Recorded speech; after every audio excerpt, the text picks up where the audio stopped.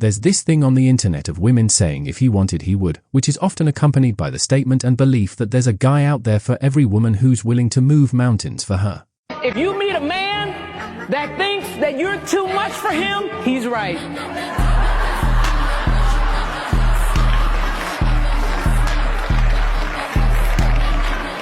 Oh, if he wanted to, he would. Nope, that's 2023 mentality.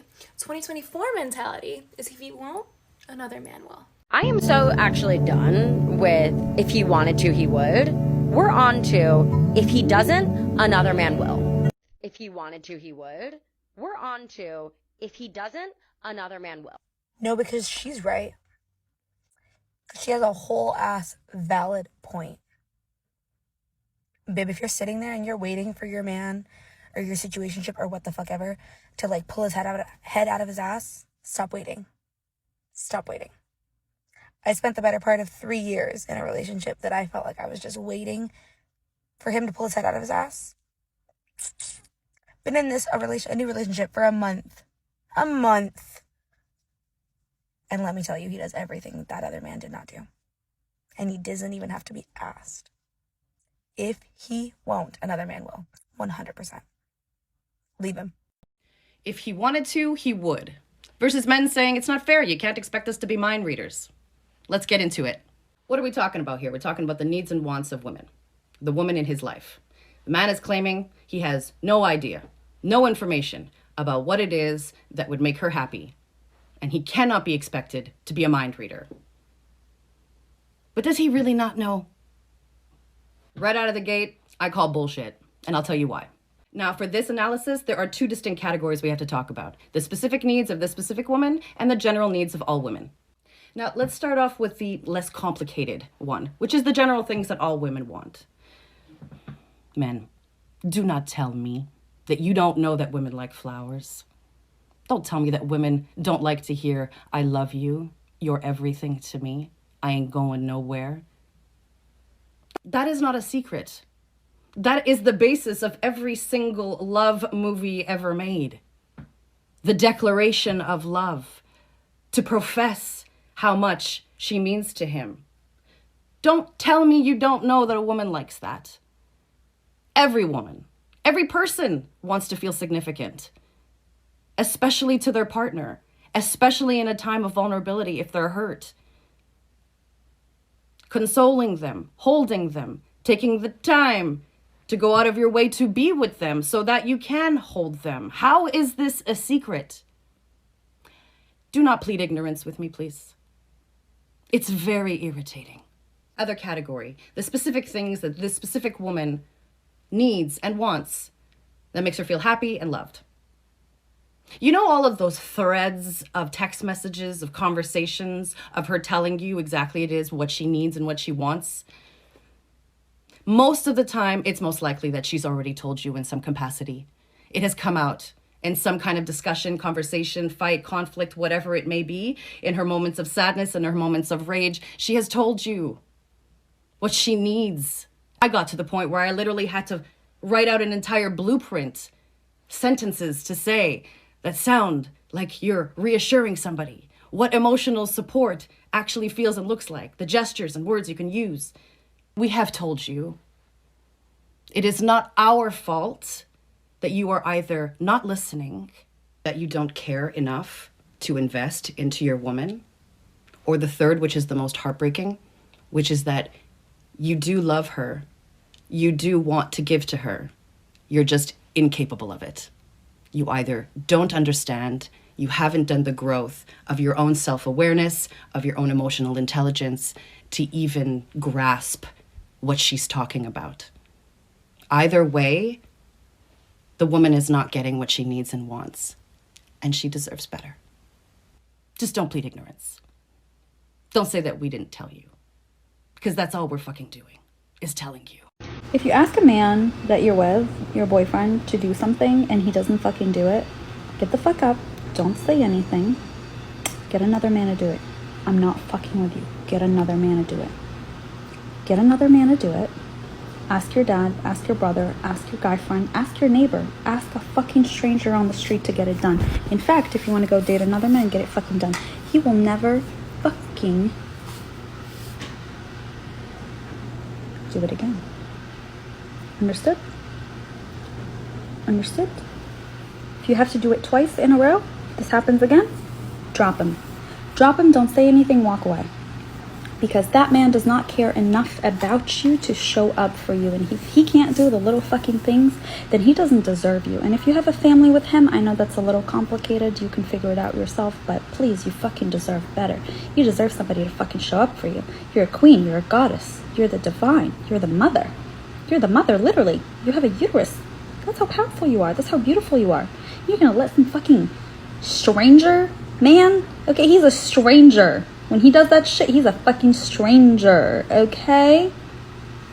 If he wanted to text you, he would. If he wanted to call you, he would. If he wanted to ask you out on a proper date, he would. If he wanted to make you his girlfriend, he would. If he's not making time for you, another man will. And if he's not making time for you, he's making it for someone else. Us women overthink like crazy, but 9 times out of 10, it really is this simple. I love you, you deserve better, and follow me for more tips. No, because if he wanted to, he really would. Like, he literally, genuinely would. Why are you sitting here begging, questioning, and making yourself feel like you're not worthy enough for a man that you literally had to try and convince yourself that you even liked in the first place? There is no need to beg them, sweetie. I promise you, one man who won't is going to open the door for another man that will. If he wanted to, he would. You hear me? If he wanted to, he would. No, you don't gotta ask. You wouldn't have to ask. If he wanted to, listen, men know what they want. They know what they don't want. They know what they can play with, and they're gonna do according to what you allow. Hey, my God. If he wanted to, sis, he would. Please, stop wasting time. Stop wasting months and years in situations where you are not valued. Listen, I don't know your situation, and I'm not here to downplay anything. All I know is that you can't stay in a situation where you're not valued. You can't stay in a situation that is making you depressed. You can't stay in a situation where you're being humiliated. You can't stay in a situation where you're being used for the time being.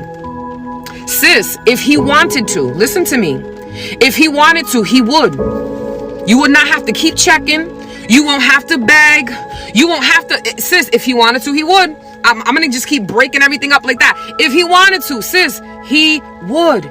So please, stop wasting your time. No, it's not warfare. It's not warfare. It's not warfare. Men know what they want. They know what they like. They know what they want to pursue. I'm telling you, I'm not speaking from a place of not knowing. I'm speaking to a place of where I've been, where I sat. I'm speaking from a position where I've been. You are worth more. That's what women never realize. There is a man somewhere that will give you and treat you the full value that you are. If he ain't treating you the way you want to be, there is a man somewhere who is looking for you. But we can't get you if you got somebody. What one man won't, another man will. One man finds your attitude emasculating and too much. Another man finds it sexy as hell.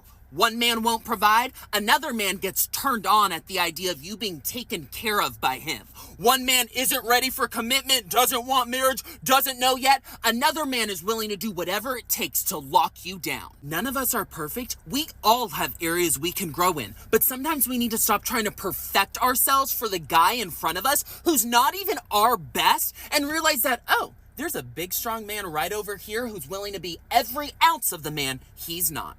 Here are a few positive messages from a healthy male perspective. What one man won't do, another one will. Always keep that in mind. If you want a man to take you out on a date and he's not doing it, there is another man out there who will. I am 100% certain of that. If you want more communication from a man, you want more attention from a man, and he's not giving it to you the way you would like him to give it to you, just know that there's another man out there who will do that without even you bringing it up or asking him. If you want a man to commit to you and he does not commit to you, he's just stringing you along and leading you on, just know there's another man out there who will commit to you without you having to ask him. If a man is not treating you with the love and respect that you deserve, I know for a fact there is another man somewhere out there who will do this. and you won't even have to ask him for it. Be confident and recognize your worth, and know that there are men out there who are willing to fulfill your emotional and physical, mental needs without you having to sacrifice your self-respect. Do not be afraid to leave this man if he's not giving you a life that you want and he's not satisfying your desires, because you ultimately end up reaping whatever it is that you sow. And if you stay and stick around and don't leave, you are gonna reap misery, and misery is what you're gonna sow down the line. Apart from believing it, some women actually go ahead and make decisions based on the belief that the grass is always greener on the other side. It's men out here that really won't let your all feet we touch ever the ground. hear is there's men out there. I'm not even saying that's my Where type. he at? I'm Where not he even at? saying that's my type. I'm Where just proving a point. Where is he at? Because if I tell him, Where is he at? I tell the man, okay, my Where feet better is not he touch at? the ground, he's gonna make sure my feet don't touch that ground. Where is he? Because I'm at? a queen in his Women love to eyes. say, yeah, he exists. Where's he at? Where's he at? Well, I got one. Where he at? Where's he at? In this world that we live in, where he at? Out of all the niggas in the world that you know, whether it be a brother, a cousin, or a nigga you fuck with, where's he at? Listen, the whole point is that don't matter. If you ask me where she at, I start getting in my phone. We simple. Where's this nigga at that they talking about? Where's he at? We don't want him. He's there. I'm playing. I'm playing. I'm playing. Where's he at? The mindset of what one man won't do, another man will, is going to keep you single for a long time. Because you're going to stay looking for that perfect man that's going to do what you want him to do, but you're never going to find him. Then you're going to be like 30 plus having to settle for someone you don't really want. And only because you don't want to be lonely, so you are going to settle with somebody, you know, that's good for you. Not the perfect person that you want. Not the man that you actually want. Ladies, you know I love you to death, but y'all got to stop with this goofy ass cap of what he won't do, the next man will. As a 38-year-old eligible bachelorette, I could tell you right now, the next man probably won't. You'll get it worse from him. But something that I really want to discuss with y'all, and this is going to catch me smoke, but you can't cancel reality.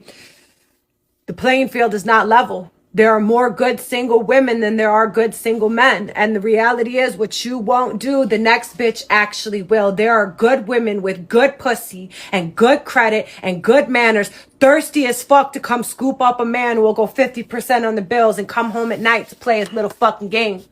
You feel me? You're so worried about aesthetics and keeping up with the Joneses and what so-and-so did on fucking Instagram. You feel like your man ain't putting on for you. Let me tell you something. A good man is a man who comes home every night. It's a man who listens and communicates to you. It's a man who doesn't cheat. It's a man who pays bills and shows up for the children and fixes things where he can. That's a damn good fucking man. And the same way that you want to be loved, he wants to be loved too. Everybody is a fucking prize, not just you. Stop expecting these men to jump through fucking hoops to earn your love, but you're asking for a love that you can't even fucking reciprocate. You got to be willing to give what you want to fucking get in order for that shit to fucking last. So if you got a good man, start pouring into him and stop dangling greener pastures in front of his face, because if you had it like that, you'd have it like that. You feel me?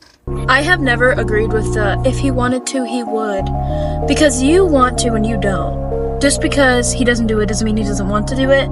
And also just because he doesn't do it doesn't mean that he doesn't love you. How about we grow up and we express how we feel loved and communicate with our partner? And maybe that would solve a lot of issues that a lot of relationships face. Your partner cannot read your mind. And what you might want him to do might be different than what he thinks you want him to do if you haven't expressed that to him.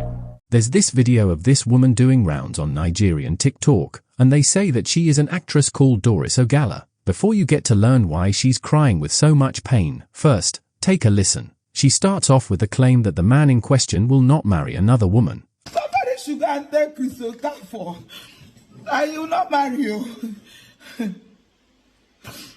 Somebody should go and tell Chris Okafor that he will not marry you, not lie you. Why are you leaving me for? No, forget about saying clouds or no cloud. I've not slept since yesterday. That I had to deactivate myself to think this thing through. Why are you leaving me for now? Okay, shame here. You people can insult me for all you care. And let me know what is going on with my life. Since this man fought me, my life has not been the same. I lost my younger brother. I lost my younger brother now.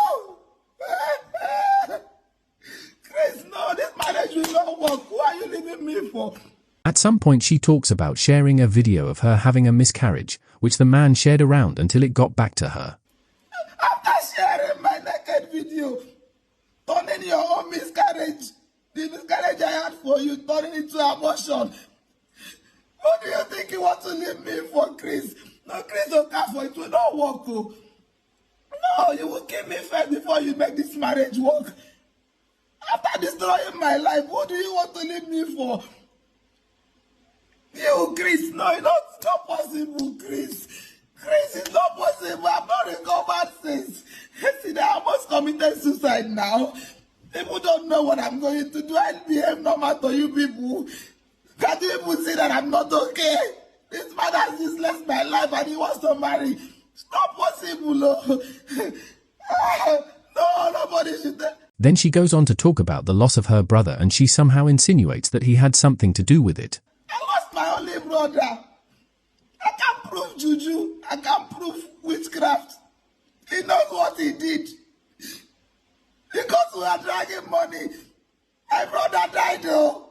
No, Chris Okafor, no. No, Chris, this marriage will not work. You will kill me first. Who are you leaving me for? After all the sex, after everything, you think you can just marry? No, now, Chris Okafor, it will not work. After destroying my life, do you know how I'm barely surviving? Was I like this when you met me? Can't the people say that I'm not okay? You know what they come? If you like, tell me anything you want to tell me. This did a lot though. You carried my miscarriage video, pregnancy I had for you. You brought it down to the world and said it was an abortion. Then who do you want to leave me for? Chris? No, Chris, it will not work. Not now. No, you have to kill me. What am I living for now? You have taken everything away from me. You took away the only brother that I live with. You took him away. I can't prove spirituality. But you know the truth. Since that time, I have not been okay. Do I behave okay to you people? Am I not mad? No, Chris, it will not happen. After destroying my life like this, and you want to marry? No, you will not. At some point, she just goes off saying things that get you thinking whether they're legal or not, especially the threats. No, you will kill me that day. Be ready to kill me. Be ready to kill me, Chris Okafor. Be ready to kill me because I will not let it happen. Even if you go abroad and come back, I will kill me. I will drag your wife. I will come to the church and hold your wife. You will not know why you leaving me for. Who will marry me now? After everything, Chris Okafor, after promising me marriage and disgracing me like this, turning my life upside down, you want to marry? No, no. I deactivated my account because I saw the video and it's not adding up to me. It's not adding up. It's broken my heart. My heart is broken. You have to kill me first, Chris Okafor. No, now. And now, she gives us a breakdown of the entire situation from when she got together with the Chris dude, including how she left her husband for him. Since 2017, we've been dancing. You want to leave me and marry who? Who are you leaving me for? Who are you leaving me for? When I got married, you cried that I should leave the man. I left the man and came out. Who are you going to marry me for? Who are you leaving me for? Who will marry me? After sharing my miscarriage video, turning it into abortion, your lawyer carried the video and gave to my lawyer. My sex video with you. You carried my body. I sent it to your lawyer. Your lawyer sent it to another lawyer that sent it to my lawyer. After sharing my body publicly, who do you want to leave me for now, Chris Okafor? No. I don't care what anybody says now. That marriage will not hold, though. That marriage will not hold. No, it's not possible. After destroying my life like this, Was I behaving like this when you met me? Was I okay? Do you guys think I am okay? Can't you guys see that since I lost my brother, I'm not okay? And you think you can leave me and marry who? Not like Chris says it like, no work. No work. Imagine what the ex-husband is feeling right now looking at this video. Anyway, as you have heard, albeit she doesn't dwell on it, she was married to another man, whom she left for this pastor. But in her entire rant, she believes she was done wrong. We'll get to some of the commentary, but most of it takes the same route. They all ignore the fact that she left her husband for a man who did her wrong. In this video, she details how they got together, how she was dealing with two men, married the one she didn't have feelings for and kept contact with the one she had feelings for, including sending erotic material from her matrimonial bed to another man. Basically, she describes this toxic marriage that starts with her marrying someone she didn't love and denying his conjugal rights, which led to violence and abuse. We'll attach parts of it at the end if copyright issues don't arise and we're forced to remove it. Because Chris, I don't know what happened. When I married my husband, I told my husband before I married him that I actually do not have feelings for him, that I loved someone. My husband insisted that he wanted to marry me. Okay. And you explain to us, say, you not too like her like that. See, no, another person. Yes. Okay. My husband insisted that he wanted to marry me. So he said when in the marriage, love will come. When I got married to my husband, I was still in love with Chris. Okay. And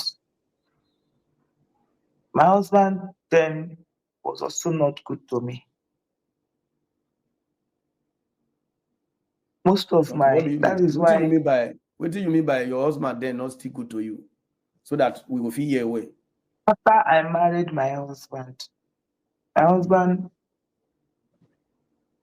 you know, when a man has chased you for a long time and eventually married you, my husband was obsessed with you even when he was chasing me. Eventually married me. He treated me in the night of our marriage. Because my husband bought a car for me before before we got married. He bought a car for me. The night of our marriage, he beat me up. After our traditional marriage, he beat me up. So I left. I even left and went to the hotel. That I would resolve it. I came back. The marriage was a toxic one. My husband used to beat me in their village, drag me on the ground. You know, so it was in between up and on. One, I understand my husband because when I married him, can you hear me? I hear you now. I hear you. Yes. I understand my husband because when I married my husband, I never allowed him to touch me. When he wants to touch me, I didn't have feelings. And when he wants to touch me, sometimes he struggles. So I deprived him of sex most times. Okay. My mind was somewhere else. Which is Chris. So most times he forces to even make love to me. To make love to me, it's force. Sometimes he will rape me. I won't call it rape, but he forced himself to make love. So it was in that process, we were back and forth. Sometimes he would beat me because of it. That is the only thing that made him angry. He would beat me because of it. So it became very toxic. And I couldn't force it because I didn't have feelings for him. And I told him. Okay. So we're doing that back and forth. My husband now started, back and forth. My husband now started, he was already a womanizer before I even married him. But that was a part of the reason why I lost feelings for him, even prior before the marriage or before I even met Chris. I knew him before that, but I lost feelings. So he now started carrying women. 2 months into the relationship, started bringing women. If I go to film, he will bring women into the house. Long story short, he eventually got one pregnant. Okay. And that time we had issues. I traveled. When I came back, I didn't even come back. It was one that called me that someone is pregnant for him, but that he didn't want to marry the girl. He was begging I should come back. I told Chris, see what's going on, that I want to go back to my husband. Chris didn't like it, but I eventually went back. When I got there, Chris called me and was crying. There was a chat I sent you where he said he was not okay. He didn't expect me to do that. That was that chat. Then he started crying that I shouldn't have gone back to my house. Maybe he told me to wait. That when I got married to the man, that he felt so bad. When he saw that I left, that he was happy. Now I've gone back again. Allegedly, this is the man she left for the pastor who would go on to ditch her. Again, the woman was married, she left her husband for this pastor, and then what did this pastor do? Well, he ditched her and just recently proposed to another woman. Some creators are claiming that this is the reason why she's acting the way she is. Apparently she went online and found out, just like the rest of us, that her good pastor is getting engaged to this other woman after all he allegedly put her through, including luring her out of her marriage, which she could be looking back at right now believing that she could have done better. The pastor looks happy, the lady being proposed to looks happy, but maybe she didn't love him enough to want him to be happy even if it was not with her. You look at this proposal and it is wonderful. Why would anyone not be happy for them really? Even the women aren't really happy that one of their own is out of the market. This creator summed it up really well. Make it make sense. You divorced your husband because of another man. Because another man asks you to, divorce your husband, that he's going to do better, he's going to give you the perfect life that you deserve. And without thinking twice, you went ahead to divorce your husband. Maybe because you think, maybe things has been going wrong in your marriage, but someone just came into the picture and encouraged you to do so. So you find more reason to break up with your husband or to divorce your husband. You went ahead, you divorced him. A few years later, this same guy that encouraged you to divorce your husband, that promised you that paradise, is not showing up for you.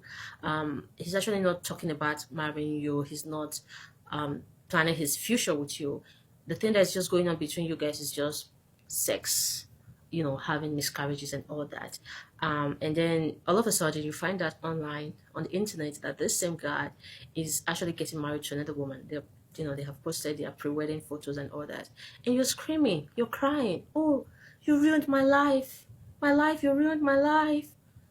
I want to ask you this question genuinely. Do you think he ruined your life or you ruined your life? So this is no shades to anyone. I don't even think this is connected with Doris. I'm just saying because there's been some narrative I've been saying online. I honestly want to talk about this particular one. See, ladies, if you're done with your marriage and you want to break up with your husband or divorce your husband, go ahead and divorce him at your own will, knowing fully well that you divorced this man for some reason that you think that's best known to you. That way you don't have to regret it. You don't have to look back and think, oh, I could have stayed if not for this person. Don't even allow your best friend, your father, your mom, anybody close to you to tell you to break up with your husband or divorce your husband. You take your time to evaluate your marriage. Is it working for you? Is it what you want? Is this what you plan for? If not, and you think this man is not the man of your dream and things are not going perfectly well the way you want to break up with him, go ahead, divorce him at your own will and take the responsibilities, and the accountability should be on you. Don't do it because one guy asks you to do it. It doesn't make no sense. Okay? However, not all creators have looked at it from a point of logic based on all the information provided. What has been interesting is the fact that most creators reacting to this story are completely leaving out the fact that she left her husband for a man who ended up ditching her. Now she gets to cry on the internet like she's this innocent victim who's done a lot for this man who promised her marriage, only to go ahead and propose to another woman. This creator doesn't even mention the fact that the woman left her husband for the pastor and now it's all going left. Those of you who watched this woman's video and you are mocking her, especially the ladies, I pray that what happened to her never ever meets you. A lot of people watched this woman. All you saw was a woman, a vulnerable woman crying for help. You don't know the extent of what this Pastor Chris Okafor did to this woman. First of all, she said they've been dating since 2017. That's for 8 good years. And this Pastor Chris Okafor had promised her marriage. And now he's about to marry someone else. According to the video, she had a miscarriage for this man. This man took the video, sent it to his lawyer. And then his lawyer sent the video to the woman's lawyer, which got back to her. How do you carry a miscarriage video and sex video of your partner and send to your lawyer, and then your lawyer sent it back to your partner's lawyer? Like 2 extra bodies have sent the woman's sex video. They have the woman's sex video and her miscarriage video. How wicked can you be as a pastor? Another thing that struck my attention, she said they were having money dispute. She lost her brother in the process. I don't know how that one happened. This is according to what she said in the video. She said she has lost her brother. She have had miscarriage. 8 years relationship down the drain, and then you guys expect this woman to be normal. How can she be normal? And it looks like this guy's proposal, because he apparently just proposed to somebody. This guy's proposal came as a shocker to her. She didn't even know that the guy is dating someone else. She just saw the guy is proposing to someone else. That means this pastor that has been preaching in church to other people has been double dating since, and this woman does not know. This one, just like the previous one, not only fails to mention that she left her husband for the pastor, but also goes on to focus on what she did for the pastor, including bringing fellow actresses to the church to highlight how bad these outcomes are for her. Allegedly, when I saw Doris Ogala's video, to be honest with you, if I did not know Doris, I would have thought she was lying. Maybe she just won't catch cruise. That man, Chris Okafor, 2 of them, true she talk, she no lie. I did been a no go the man church, she no carry me go there. I go think say she dey lie. But she took me there. And she took a lot of people there. Doris na woman where they like, make the man where they her life, they grow.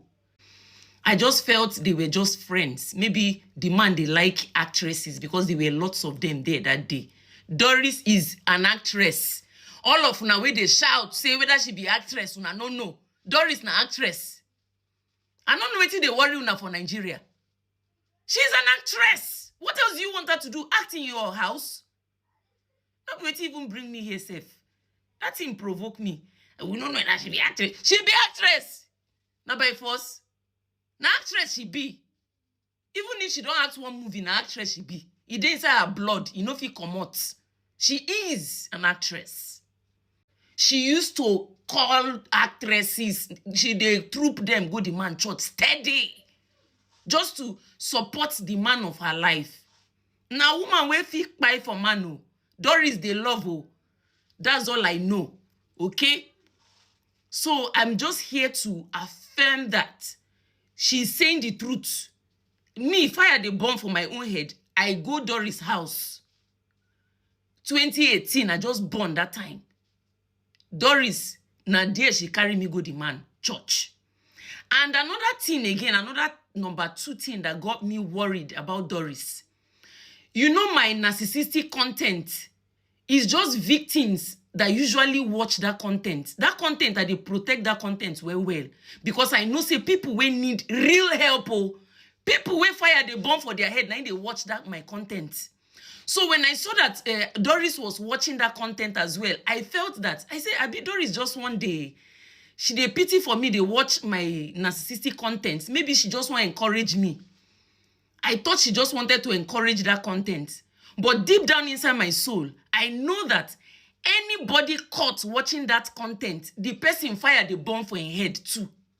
Now only people who fire the bomb for their head, they watch that my content.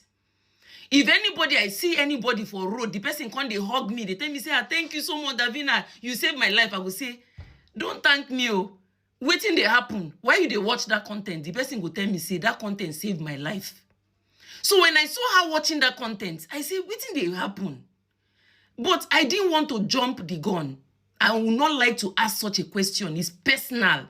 So when I saw this video, I say, no wonder. No wonder. Doris, it's good that you cried out. Though anybody losing, even if you cry out, nobody go pity you. Now so life day, generally. But it is good that you cried out so that if anything happened to you, they're going to say that man, they're responsible. That man don't show Doris Pepe. But no problem.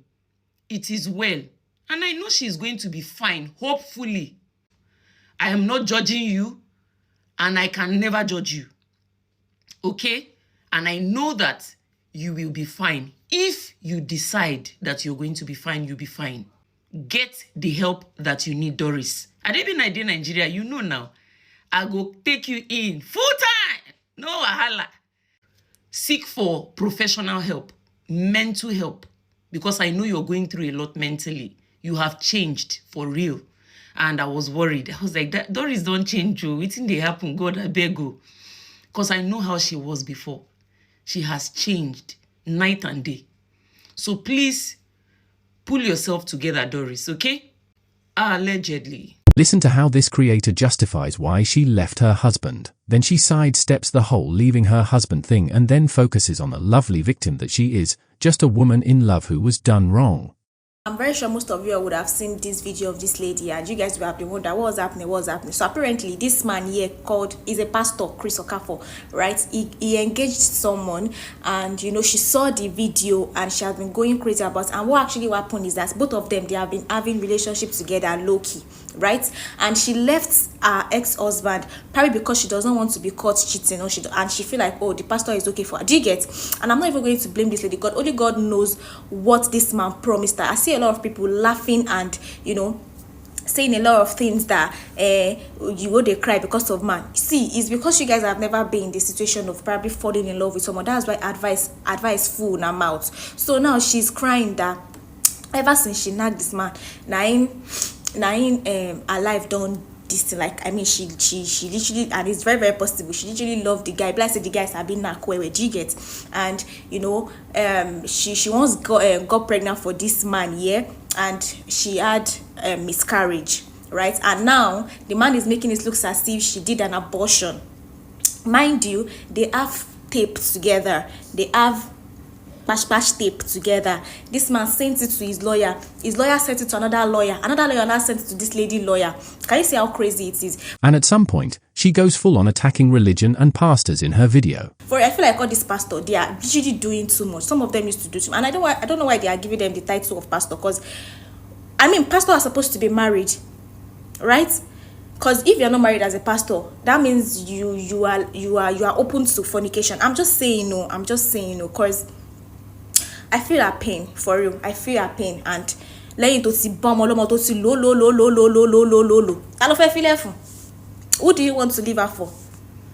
And now I heard that she tried to even commit don't let me use that word. She tried to commit like she wants to. Do you get? And I understand that. Person say you don't deal with that, you've pictured yourself together. I mean, the pastor said, only God knows. It's not even. But then again, it is well. It is well. I feel like she gave her all in that relationship, and now you can't leave her. Can't go meet another woman. That marriage will not work. Like she said, for if I'm doing myself, the marriage will not work. It's not going to work. When it came to going after the pastors, churches, and religion, these Nigerian creators did not hold back. You won't run out of creators who decided to go all in on the pastor and his character in fashioning out the woman as the perfect victim. This pastor that has been preaching in church to other people has been double dating since, and this woman does not know. He was just lashing this woman and he had someone else that he wants to marry. This is not pastor where they preach every day for church. So you all are laughing at her. You just need to be careful what you mock, what you laugh at, because you may think it can never happen to you, but boom, it will just happen to you. You won't know. You won't expect it. You won't see it coming. It will just happen to you. First rule of life, never ever think it cannot happen to you. So if you see someone in this situation, all you need to do is to stand for her. As you can see now, she's kind of suicidal. She said she almost committed suicide. This is the time to stand by her. This is the time to call her, try to encourage her. If anything can be done, you guys should just try to help her. Some creators are even questioning whether regulatory bodies exist for scandals like these. This is one messy story, but I don't even care for the pastor. I don't care for the Doris lady, whoever. They are two consenting adults.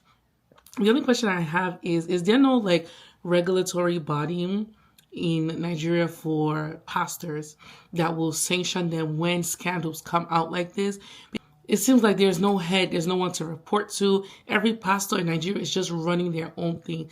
Like, you can't be having these scandals come out about you and then you continue to go on the pulpit every Sunday morning like nothing has happened, like nothing has taken place. Like, I just tired for that country. Every pastor is their own king. They don't answer. It looks like they don't even answer to God at this point, because it seems like they don't even have a conscience, and it's crazy.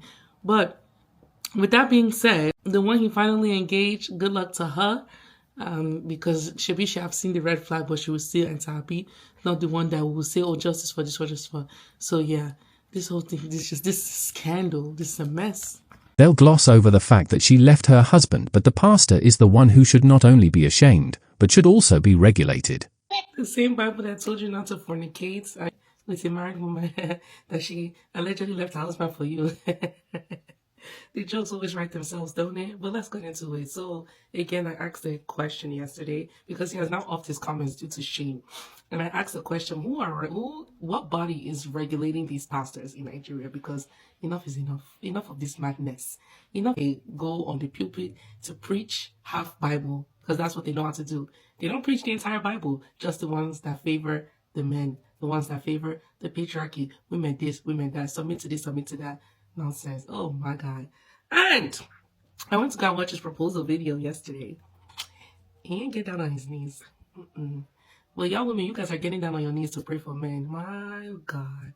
He did not get down on his knees to ask the wife that he founded, the wife that will bring him favor.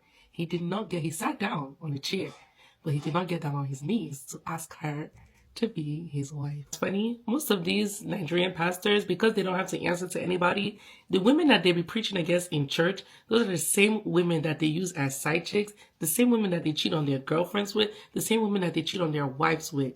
And it's the same people that they will be preaching against in church. Is that not wickedness?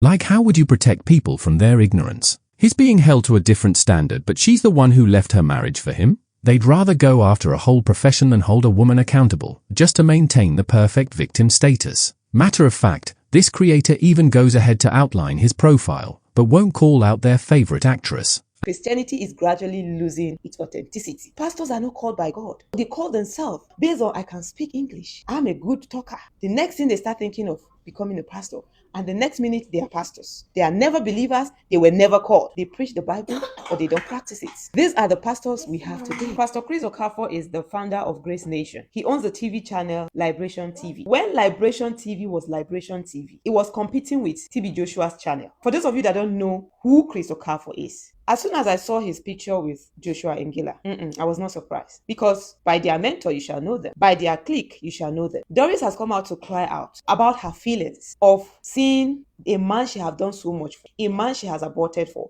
a man she has miscarried pregnancy for, a man she has left her marriage for, left her to engage in another woman. That is a deep feeling of hurt. Look at how she came out tearing like a baby because of a man, a supposed pastor, that has disappointed her. As the video approaches the end, listen to the lesson she suggests women should be learning from the whole situation. This should be a lesson to all the women out there patching a relationship that you know can never lead anywhere. You are patching and making excuses for a relationship that you know will never work. You're doing all manner of things for a man that you know will never marry you. And then you end up living with the regret afterwards. Yes, honestly, I feel pity for Doris Ogala and I feel so disappointed at her. And as for Pastor Chris, I am sure Doris is not the only girl he has done that. But here he goes, engaging another lady, and the lady is all happy that she's getting married to a pastor. Very soon they'll start calling her mommy. Some people will start making excuses for Pastor Chris, saying, that's why as a single pastor, they will always advise you to get married first before becoming a pastor. It's not an excuse. Some of the married pastors, they do worst. Yes, and their wives cover up their mess. Their wife even clean up their mess. While some do me, I do you, just like the case of Joshua Ogala. He was busy cheating and impregnating another woman.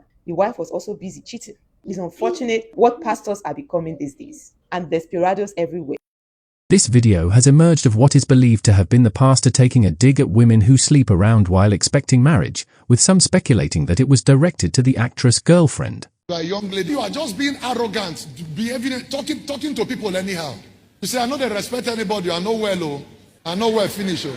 Yet you are a young lady, you are not married, now you they talk like that. Which man want marry who know where? Which man want to marry you when they know that you have slept with different men? God forbid. I know what I'm saying might be painful, Listen, the truth is better. It's bitter, but it's better for us. You are just arrogant. You see your senior, you cannot greet them. You'll be looking at them and misbehaving. You are doing all manner of things.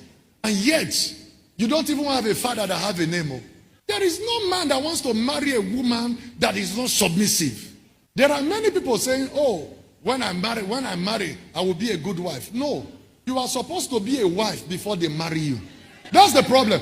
There are many women everywhere, but when you want to marry, you will know there are a few wives. The Bible didn't say he that findeth a woman.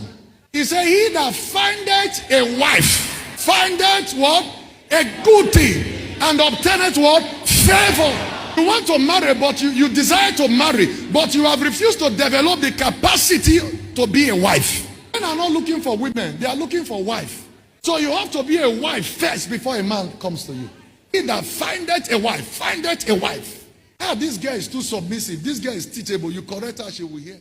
However, our favorite actress has come out to claim that she was part of the service in which the sermon was being preached, and this is what she had to say. When I wake up tomorrow and I won't be in this world again, I know the state of mind I am in right now. That video was May 2023 when I was still dating Chris Okafor. That video is not referring to me. As a matter of fact, I was in the church when Chris made that video.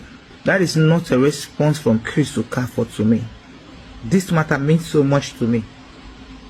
And she turned into a motivational speaker and a philosopher in the process as she went further with the narrations of the sacrifices she made for the pastor with a heavy heart. When you see someone in this situation, don't mock the person.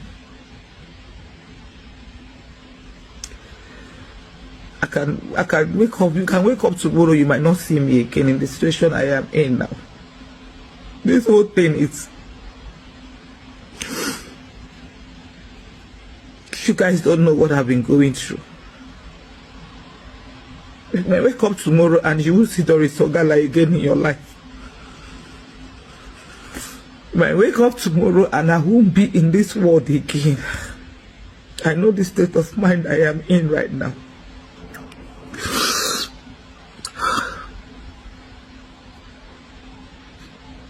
Chris did a lot to me. Chris contracted me to help him and his friends. And what did he pay me back with? He arrested me. He detained me in Abuja. He also arrested me 4 days to my brother's burial. And kept me in state CID with a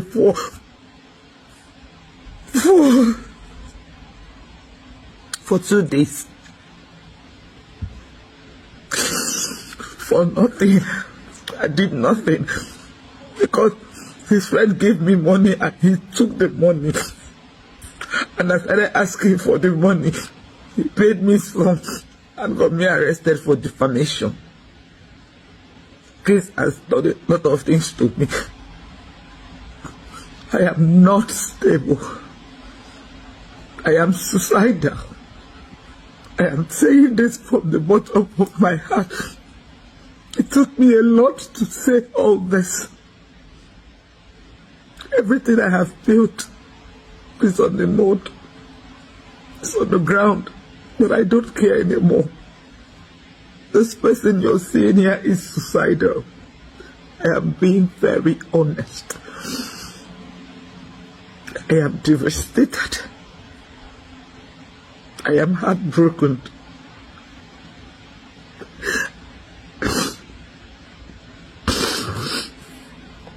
As it turns out, our good old pastor has a lot of content on husbands leaving wives and marriages breaking, as it is a recurrent theme in his sermons. Of this, your husband left you, married another woman, yes, sir.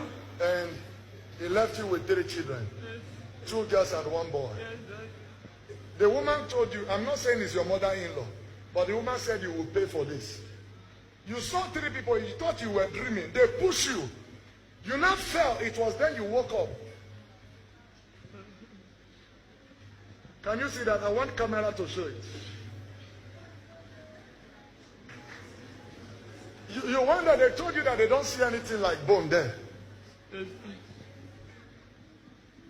If witches can do this, My God can do better than witches. Yes, sir. Yes. In the mighty name of Jesus.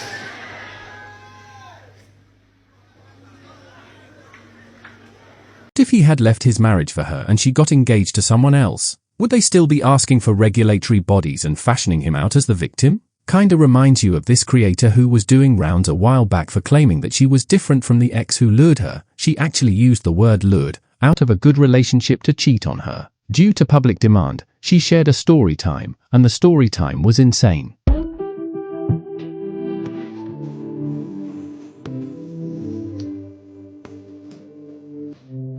Well, you're exactly like him. You literally did the same thing.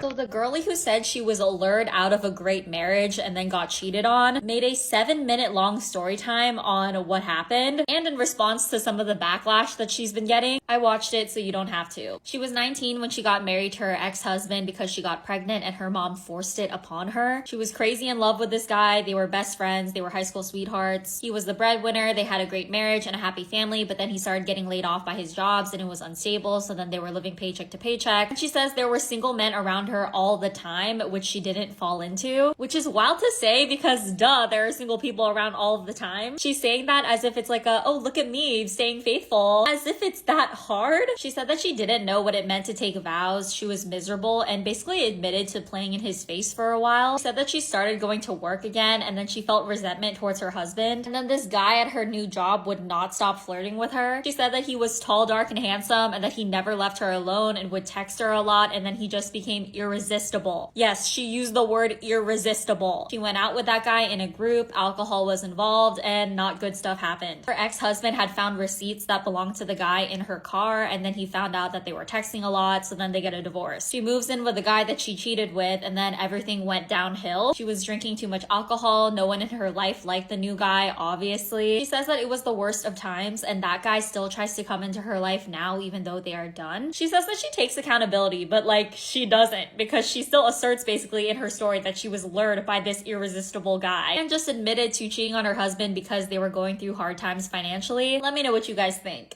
So I think I need to respond to this post, and thank you Riley for bringing up I need a story time, because I think it needs a story because I'm sick of explaining it. So I got pregnant when I was 19 years old, okay? And my mom was like, you're getting married. Actually, yeah. No, I gave birth when I was 19. So I was like 18-ish when I was pregnant. So my mom like forced it upon me. She was like, you're not going to be one of those mothers who are not married and you're on your own on welfare, because she worked for the welfare department. So she was like, my daughter's not going to be one of them. I deal with that on the daily, and you are going to get married. Now, we loved each other. Yes, we were madly in love. We were high school sweethearts. Yeah. So we were just pregnant. We moved in. My mom's like, you're getting married. So we got married. I was 5 months pregnant when I walked down the aisle. Everyone, it was the talk of the town. When a big family, oh my God, she's pregnant. Oh my God. That's why my mom's like, you're getting married. She's not going to be made fun of because her daughter had a baby out of wedlock. And I was just like, okay, whatever. I went with it. I went with it.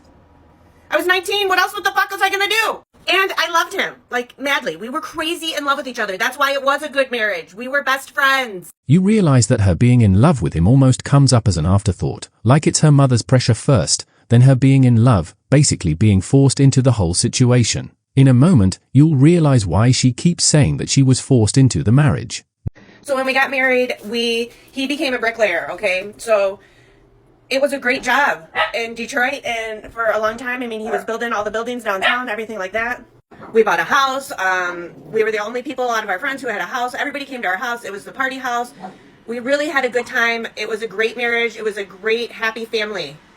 Then he started getting laid off all the time because the economy just wasn't what it was. Like, shortly after we got married, I mean, it was like every winter he would get laid off. Every winter, because you can't lay bricks. You can't lay concrete. It's got to be a certain temperature. You know what I mean? So we struggled. We lived paycheck to paycheck every day of our lives. Notice how everything went well when he was working, making good money, and they were the only ones out of their friend group who had bought a house. Now listen to what starts creeping up when they're living paycheck to paycheck. There were always single men all around. All the time there were single men. Every time there was guys that lived across the street. They always flirted. There was always alcohol involved. Everybody was always drinking. Like I said, our house was the party house. So I never did anything, but then there were times like, and I just don't even know. Like, I just don't, that's a whole nother video. We're gonna cut that out and that'll be another video. I didn't know what it meant to take vows, you guys. I was 19 and I probably was ready to pass out from lack of oxygen because I was standing in a church full of everybody there for me and 5 months pregnant, which I hated my pregnancy. I was miserable. I was not the girl who dreamt of getting married and walking down the aisle. No. I want to run the beach and be free and lay in the sun. That's it. No, I don't want to do anything like family. I don't know. I didn't want to do that. I mean, it wasn't my dream. I did it and I played face for a long time. So far we have some disclaimers, if you've picked them. She was young. She was forced into marriage. There was a part she edited out. She was too young to understand what vows are. She was suffocated by the whole situation. And there was a lot of alcohol involved. Remember, just like from the previous case, 0 sense of accountability. So he's always laid off. I have to, like, I'm not educated, so I got to go get educated, right? Like, I always waitress at night. So my husband at the time would go to work bricklaying during the day. Well, that's how it was during the day in the beginning. And then I would go at night when he got home, would cook dinner and everything. As soon as he would come home, we would switch. And he would stay there with the baby at night and I would go waitress and then I'd come home. That went on for a while. Then, like I said, he started getting laid off. So then somebody had to go to work. So time for mama to step up to the plate. So I did. I was like, yeah, bitch, I'm ready. I'm ready to get the fuck out of this house. But then I was going to school. I was working at a hospital, working at the hospital, clinical hours at the hospital and bartending at the same time. And he was just staying home. Bro who worked hard, bought a house, and sustained a family is now facing work-related issues, and guess what? He was just staying home. Immediately condescending. Which is fine. We were a team, but I started losing respect. He started, we just really, hey, the dog always wants to drink my coffee. Benny. He's my new man now. That's what I live. I don't have a man. Okay. I live with no man. This is my man. They rule my world. We just broke apart. It was getting bad and I had resentment, and there was this guy at my new job who would not stop flirting with me, and he was tall, dark, and handsome, and he said all the right things, and it was the new job I was getting into, and he was like the best at that job, and I just watched him and learned from him every day, and I just was enamored by him, and he never left me alone every day. He just was a talker. Like, I mean, my phone was blowing up. He never stopped. It was irresistible. It became irresistible. I was pushing him off of me. Losing respect for her husband, her high school sweetheart, who they were supposed to be a team, coincided with there being a tall, dark, and handsome guy at work who said the right things to a point he became irresistible. Yeah, she said irresistible. But then we went out, all of us, as a group, and we drank. And when alcohol's involved, it's not good. That's why I don't drink anymore. Again, she goes back to blaming alcohol as always, and there was a part involving alcohol that she had to edit out so she knew what alcohol did to her, so she knew what she was doing. Literally the beginning of the end. I think weeks later, my ex-husband found like his receipt in my vehicle and asked who he was, and I think that also he may have started to go into Verizon and start looking at the hundreds and hundreds of text messages that were going on each day between me and the dude. He forgives me. What? He forgive me. So in that time, I literally, like I said, it was the beginning of the end, and I broke down, and it was a very quick downward spiral. I'm lucky that I made it out, never losing my job or, also graduating and just getting through all of the stuff that I got through, because I was in utter turmoil the entire time. Remember, she put herself in the turmoil she's talking about, but still manages to fashion herself out as a survivor. I got divorced, and then I moved in with the dude. My son didn't want to live with him. I mean, it was just a whole horrible thing. My son just dropped out of school. It was just, everything went bad when I got divorced, and I should never have. And I was just delusional the whole time. I was completely delusional. I drank so much alcohol. I could not make decisions properly. My family would not interact with me anymore because I was making such wrong decisions. Nobody liked the guy that I was dating. So I had no support. They were just shocked that I left my ex. Just good times, Good times. Good fucking times. No, it was the worst of times, and I don't know how I made it out. It was the grace of God that I made it all out alive. And now I'm way on the other side, and it's crazy because the boyfriend, the guy that I left my husband for, he still literally tries. I literally still had to just block him because he still tries to come into my life. and he lives with a girl. So this is how I know that he's just, that's why I can make this fucking video, okay, and say, one thing about me is that I know that I'm never like you. And now she talks about the fallout from the original video as she tries to fashion herself as completely different from her cheater companion. Okay, that's what the fucking video is. Why is everyone flipping out over the video? Like, I went into the comments and you know, they hide these comments, and I approved all of these because I want them to be seen. I want all these comments to be seen. I take accountability. If you look in my follow me or anything, I have a series called Hard Life Lessons Learned, and that's one of them. The grass is not greener on the other side. Like, I've lived and learned. I have learned, okay, people? I'm not a narcissist. I live alone, and mostly because I decide to, and I am an isolator. I don't like to be around others, but I don't like to date. I don't know. I am alone. So that's what I get, you know, and it is lonely and sad. But what hurt the most out of all of that was my son. And that's why I would have stayed, okay? Because mothers should, you know, you should give of yourself for your children. And I was only thinking of myself. I was very selfish and drunk and stupid. But now I'm on the other side. Now I'm getting emotional, but there you go, Riley. That's the story. With zero remorse for the husband, and accountability being blaming alcohol for poor decisions, what's the hard life lessons you think she learned? Yes, I was at first headquarter. Him too was at first headquarter. I was with Chioma Okoye, Okay. my colleague then. So went for a matter in the first headquarter. So Chris was walking down on part of the road in that station. I was walking down. Then he now said hello to me, approached me. I didn't know who he was then. So as he approached me, I was talking to him. Then his bouncer now rushed to hold me. He now took me inside his car. Said, let's go inside the car. He now said his name is Chris, but I should give him my number, that he was going to call me. So I gave him my number, and that was it. So as soon as I left, me and Choma were talking. Choma said that she knows that guy, that the guy is a very big pastor. I said, me, I don't know him. So as we were talking, like 1 hour later, he now sent me a message and said, this is Chris. I said, who is? I didn't know it was him, but he just said, hi, this is Chris. So as I looked at the message, I said, who is Chris? Someone said, him, his name is Chris.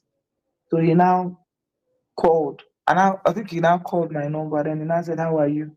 When am I leaving Abuja? I told him. He said, okay, if I get to Lagos, I should call him so that we'll see. So when I got to Lagos, he was actually the one who called me and now gave me an address in Ojodubega.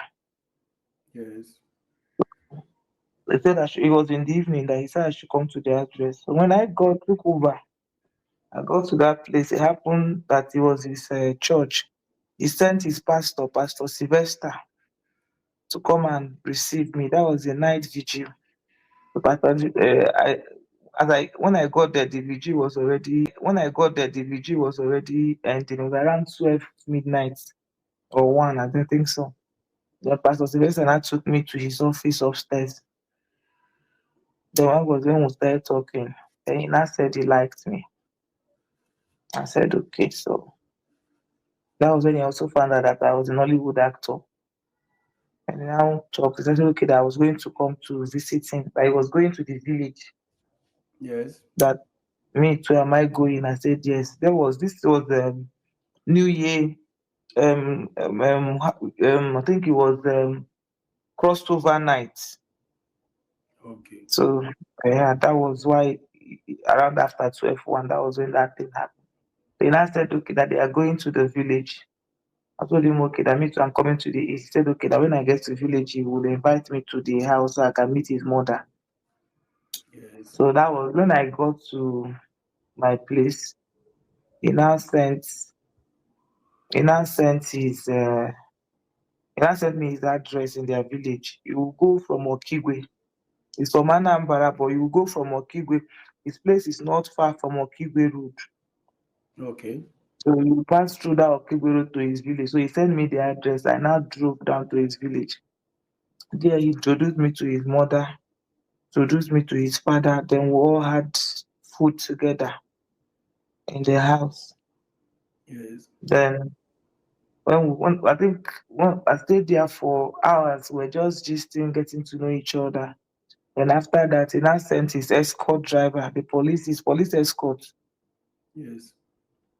to carry me and drop me off, like to follow me behind for security and take me to Maya. So I now left.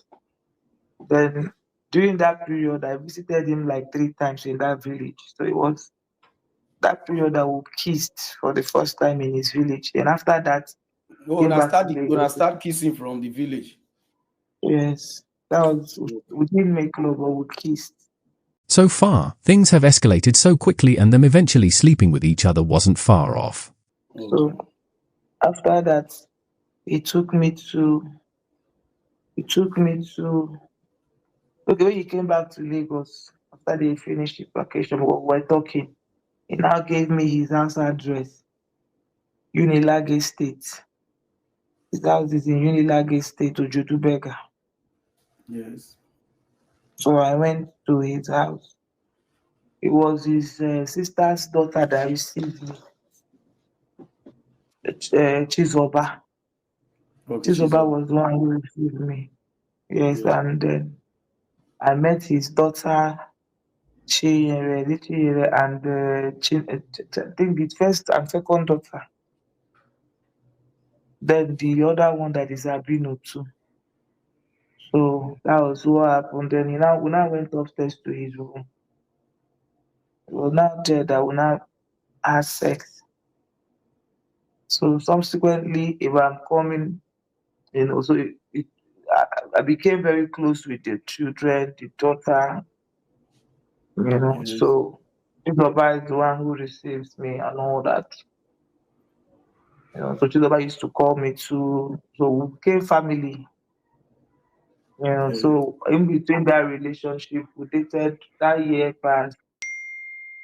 Throughout that, we were just dating. It was just, I would say that we see sometimes he would judge me at Marriott Hotel. He used to put me in Marriott Hotel. Most times I would even invite me, I'll come to church. Even while in church, as he's preaching, if any usher come near me, he will use mic and even warn the usher. People should be careful with guests. Don't be going near. That's how jealous he is. Okay. He's that jealous. So we started dating. He said he doesn't have any other girlfriend. Because there was this girl they were accused. I saw online. Her name is Amaka. Even Choma Okoye also told me about the Amaka saying that his girlfriend. So when I asked him, he said no, that nothing like that happened. Say not the data. So even when the data say not, he said they are just giving false accusation. One time, if I came to that church, he raised money for that Amaka. He caused quarrel between me and him. I said, why are you giving her that special treatment? He said, because she's just a loyal church member. That nothing, like, cannot even sleep with her. That she fat like that. How can he sleep with her? With all the fat everywhere. I did not even rate him. That of all the people that he want to sleep with, is that one that is fat and old. That was what he said. So after that, then even Chinyere Winifred, we have also had issues with Chinyere Winifred because Chinyere Winifred's husband is the pastor in that church. So, so he has also told me that Chinyere Winifred is my colleague. Yes. So he told me that Chinyere used to throw herself at him, but he doesn't want. That Chinyere used to bring so many of my colleagues to him that he rejects them. Yes, that he rejects them. So one time, one of my colleagues, this things happened between, as in all this gist was between that 2017, 2018. All these things were just what we were normally discussed. Okay, 2017, 2018. Yes, so it was 2019 that the relationship paused when I wanted to get married and I told him. What was the relationship like? It was love. Are you sure it was love? Yes, it was love because I will call it love at first sight.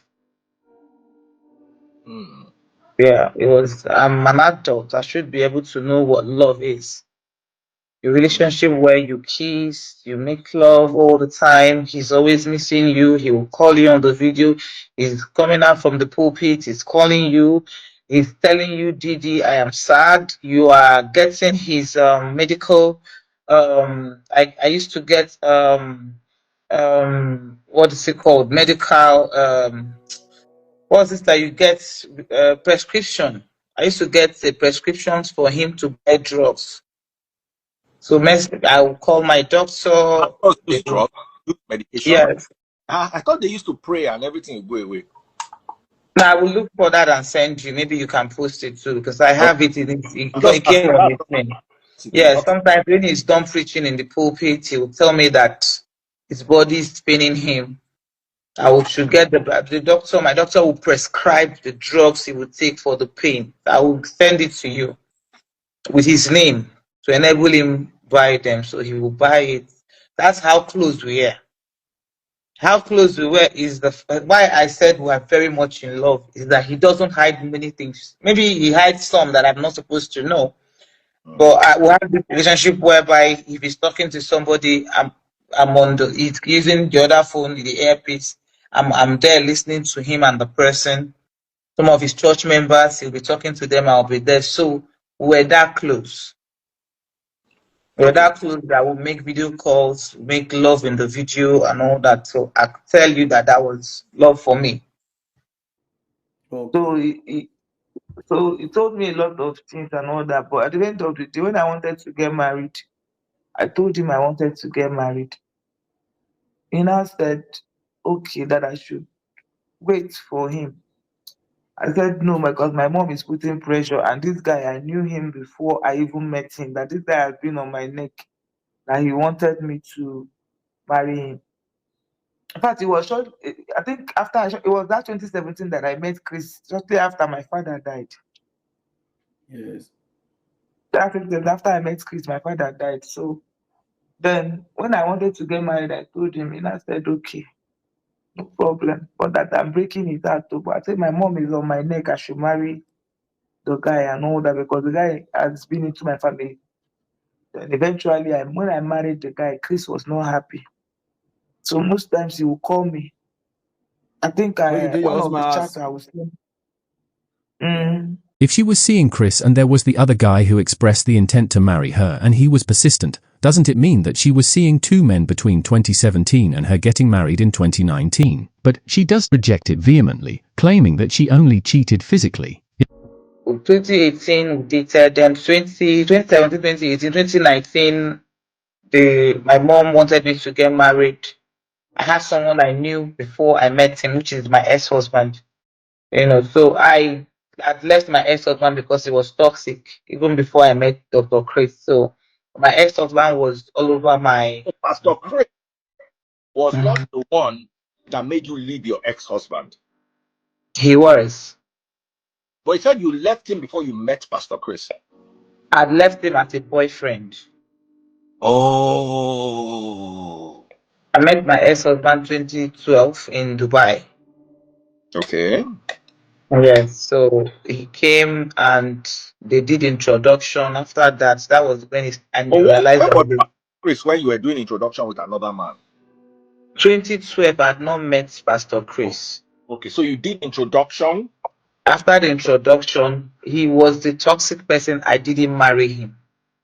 Oh, okay. I broke up, so he relocated to South Africa. We were not even talking. For years, he kept calling. My ex-husband was very obsessed with me. My ex-husband is that person that will give you 200 missed calls. So that wasn't working for me. So I wasn't dating him before I met Pastor Chris. Then when I met Pastor Chris, then my dad died. I met him in 2017. That's in 2017. My dad died. And it was that same period, 2018, 2019. Then my ex-husband now got into my family. Everybody now said, this guy loves you. He wants to marry you. Why don't you give him a chance? So, and then I told my ex that I was not in love with him. So I'm saying this in a live broadcast. My ex is watching, so I shouldn't be lying on him because I still have the chat. Even this thing I'm saying, I still have my chat with my ex-husband on phone and Facebook when I told him I didn't have feelings for him. And he told me if we marry that the feelings will come. So when somebody is that pressured, my mom said, okay, marry. And I told Chris I wanted to get married. Though Chris said I should not marry the guy, that I should wait for him. But eventually. But why would you? You are in a relationship with Chris, and you are sleeping with Chris, and then you have another person you're in a relationship with. Because before you marry, you can't just marry. You'll be sleeping. So at any point were you double dealing the two of them? No, my ex-husband was not in Nigeria. Okay. He was communicating with my parents. Like I said, we knew 2012, 2013, 2014. Then he beat. I think he beat me up, and we broke up. But he wasn't giving up. So he kept calling with my parents. But for me, I was already moving on. Do you understand? So he wasn't in Nigeria, he was in South Africa. Then I now met Dr. Chris. So for me, Dr. Chris was my boyfriend. You can always have a boyfriend and have someone who calls you or disturbs you. Dr. Chris knew the story. I told him about the guy.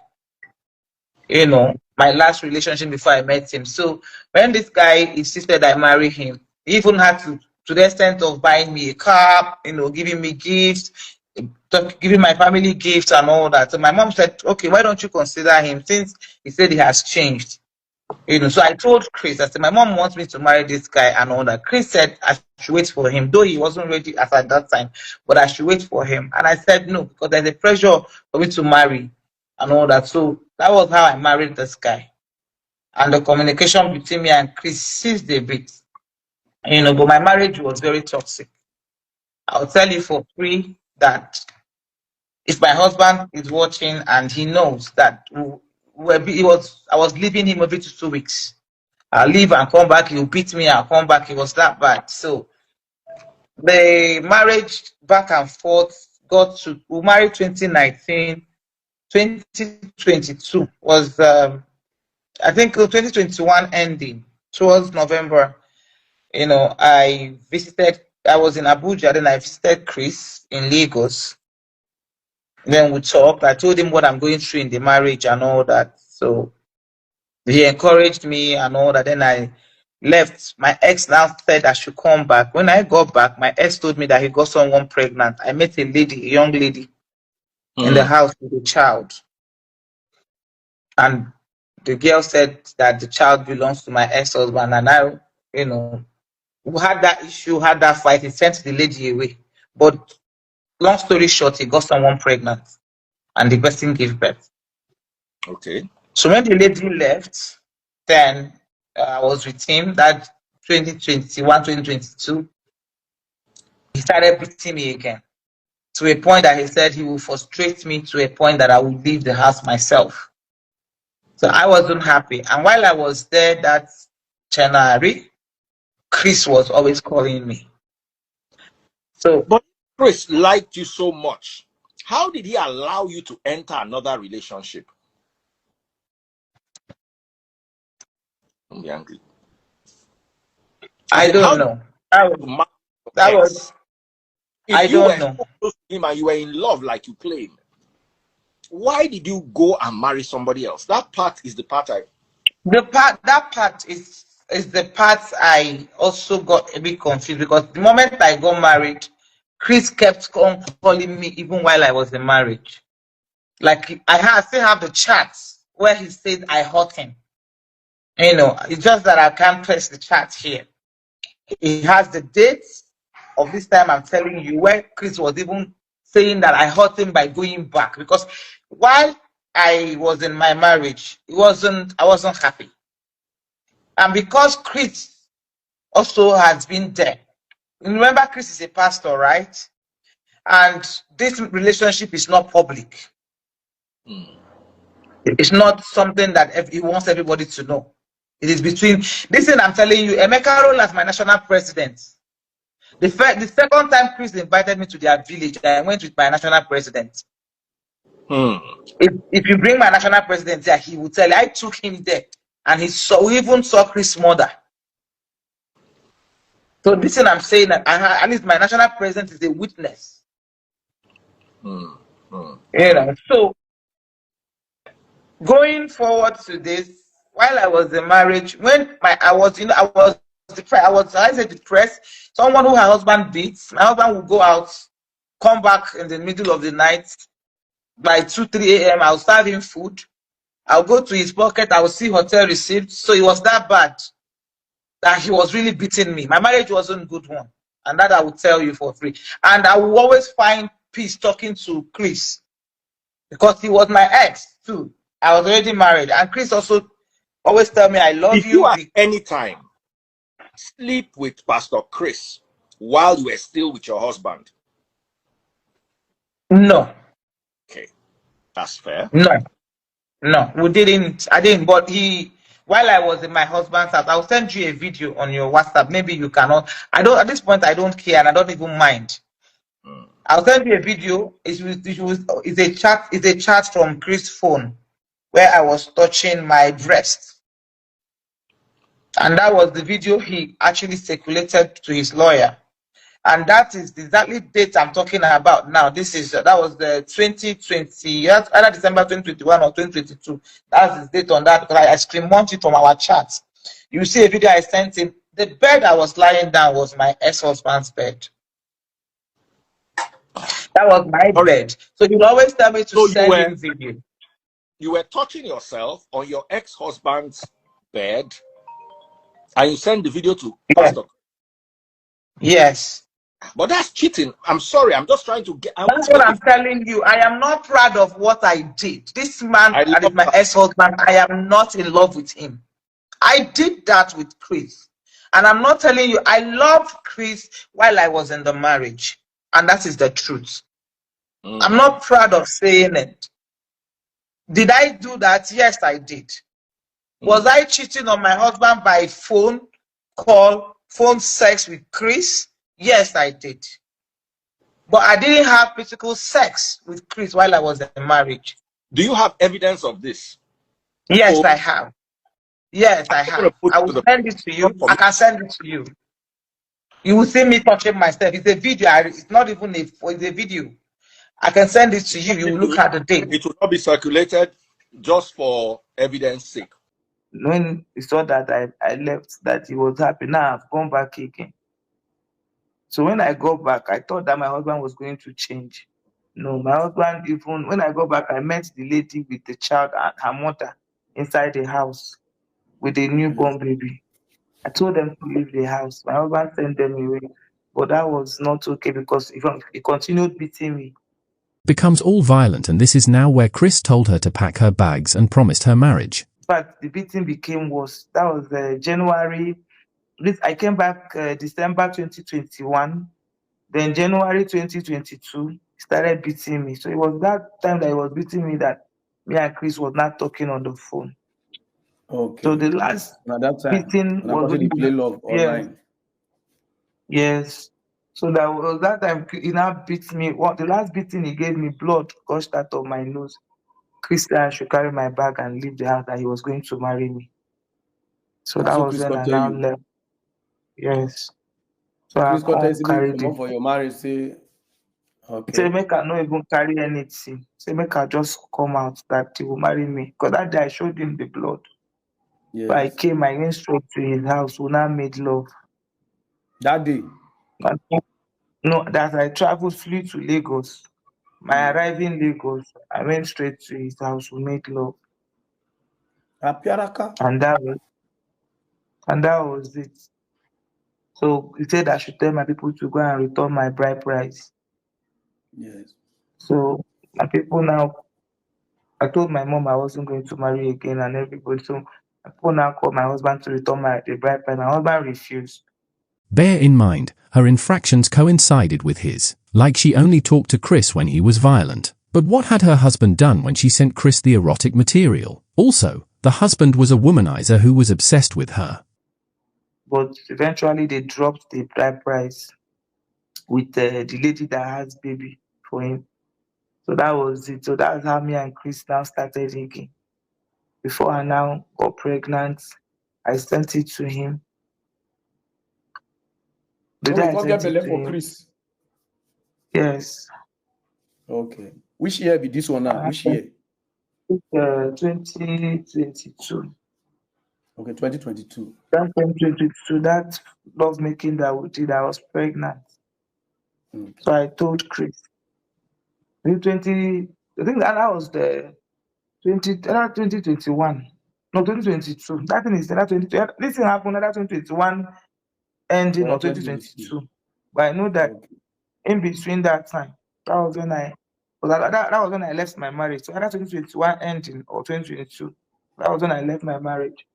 So when I got pregnant, I sent him the pregnancy test. I didn't say anything. Then within around 1 month, 2 months of that pregnancy, I miscarried it.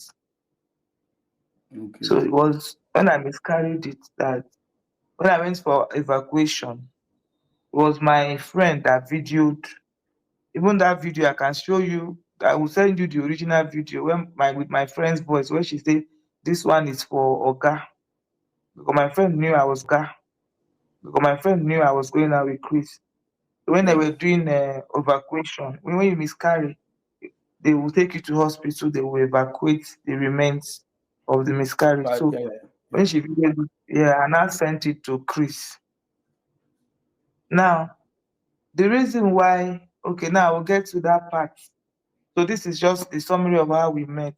From an abusive situation with one man and straight into another man's bed. Now she's pregnant for him, a pregnancy she got the same night she left the matrimonial home. From here, the story takes a turn to how she was used by a string of pastors who are connected to Chris, and including Chris himself, to cover a story involving one baby testimony that made headlines in Nigeria and silenced some internet personality who was calling out Nigerian pastors. Part of the run INS with the high-profile pastors was her lying to the whistleblower to believe that they were in a relationship. So much so that he comfortable, to his detriment, that he shared information with her that was enough for him to be silenced.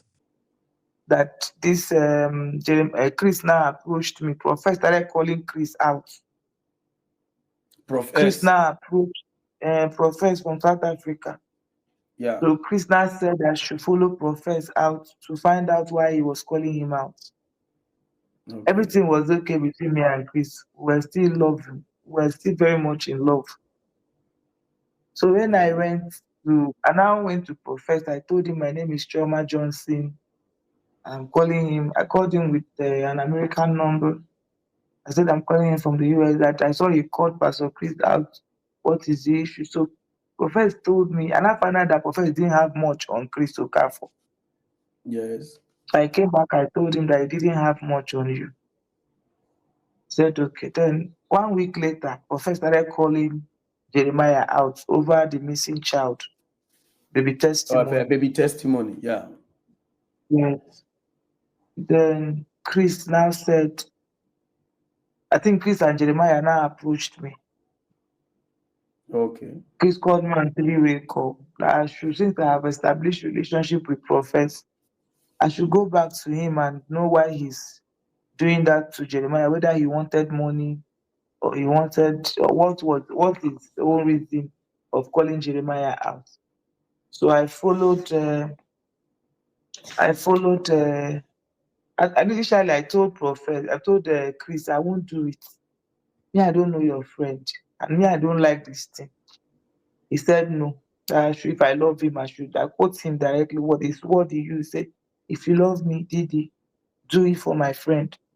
He's my brother. Yes. That was when I now went to Prophet. And then they gave me a plan. They say I should seduce Prophet. So you seduce him and make him fall in love with me. Yes, okay. I should seduce Prophet and make him fall in love with me. I should make him all the promises in this world. So, which was what I did. I engaged Prophet. We started talking. While we were talking, I've made him all the promise in this heaven and earth. Prophet now fell and now trusted me more. Yeah. So while Prophet was talking with me, the case of baby testimony came. Ruth Matthew, they said Jeremiah arrested Ruth Matthew. So Prophet now said, can I help to release Ruth Matthew? That they took her to Abuja, that the case that came and all that. That was when I said, okay, now I now told them that Prophet said I should go and release Ruth Matthew. So that was why I went to Abuja during that case. In summary, they used me to set Prophet up. First money they sent to Prophet was $3,000. They said I should lure him to Nigeria. Yes. So, and it was Chris that sent that money. I sent you the screenshot where he forwarded me the receipt with his number. Yes. So it was Chris that sent that money. $3,000. Yes, at that time, me and Prophet was agreeing that we will come to Nigeria. Yes. So eventually, while we were also doing that, Prophet now sent me to Apostle Johnson Suleiman. Yes. To also tell him that Otobo wants to come and do interview on his page, that I should give him bill if he doesn't want Otobo to come. I should give Suleiman bill 30 million naira.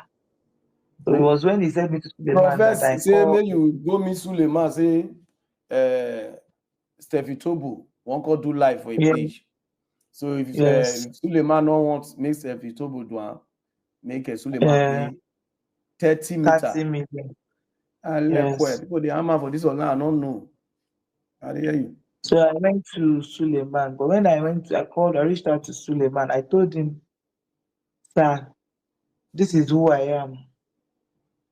And I am not really working for Prophet. I am here in defense of your colleagues, Prophet Jeremiah and Chris. Now, Prophet has sent me to come and blackmail you and collect money. I want you to insult me and Prophet. I will record it and send to him. Embarrass us, which Suleiman did. He now told me that it's not even about pretending that he's going to arrest Prophet. He now sent me a court document where he has restricted or some YouTubers, and also show me his Prophet's name, sent it to me. So I went back to Prophet. I said, the man knows about you, that the man is angry. The man said he will arrest you, he will sue you. So that was how that one. When I sent Prophet that court case, he just did not talk about Suleiman again. Then we'll continue the baby testimony matter. Yes. So it was that thing I told Suleiman. Suleiman now told Cassie. Yes. Cassie now went and exposed me.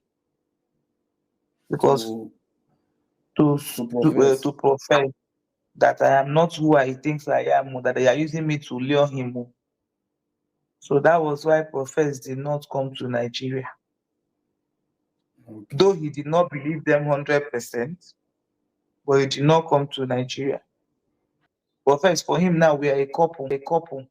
We're already in love, so he trusts me. So he now said I should arrange a meeting between all these pastors so that they could discuss what's into them. If they want him to stop, that they will pay him money.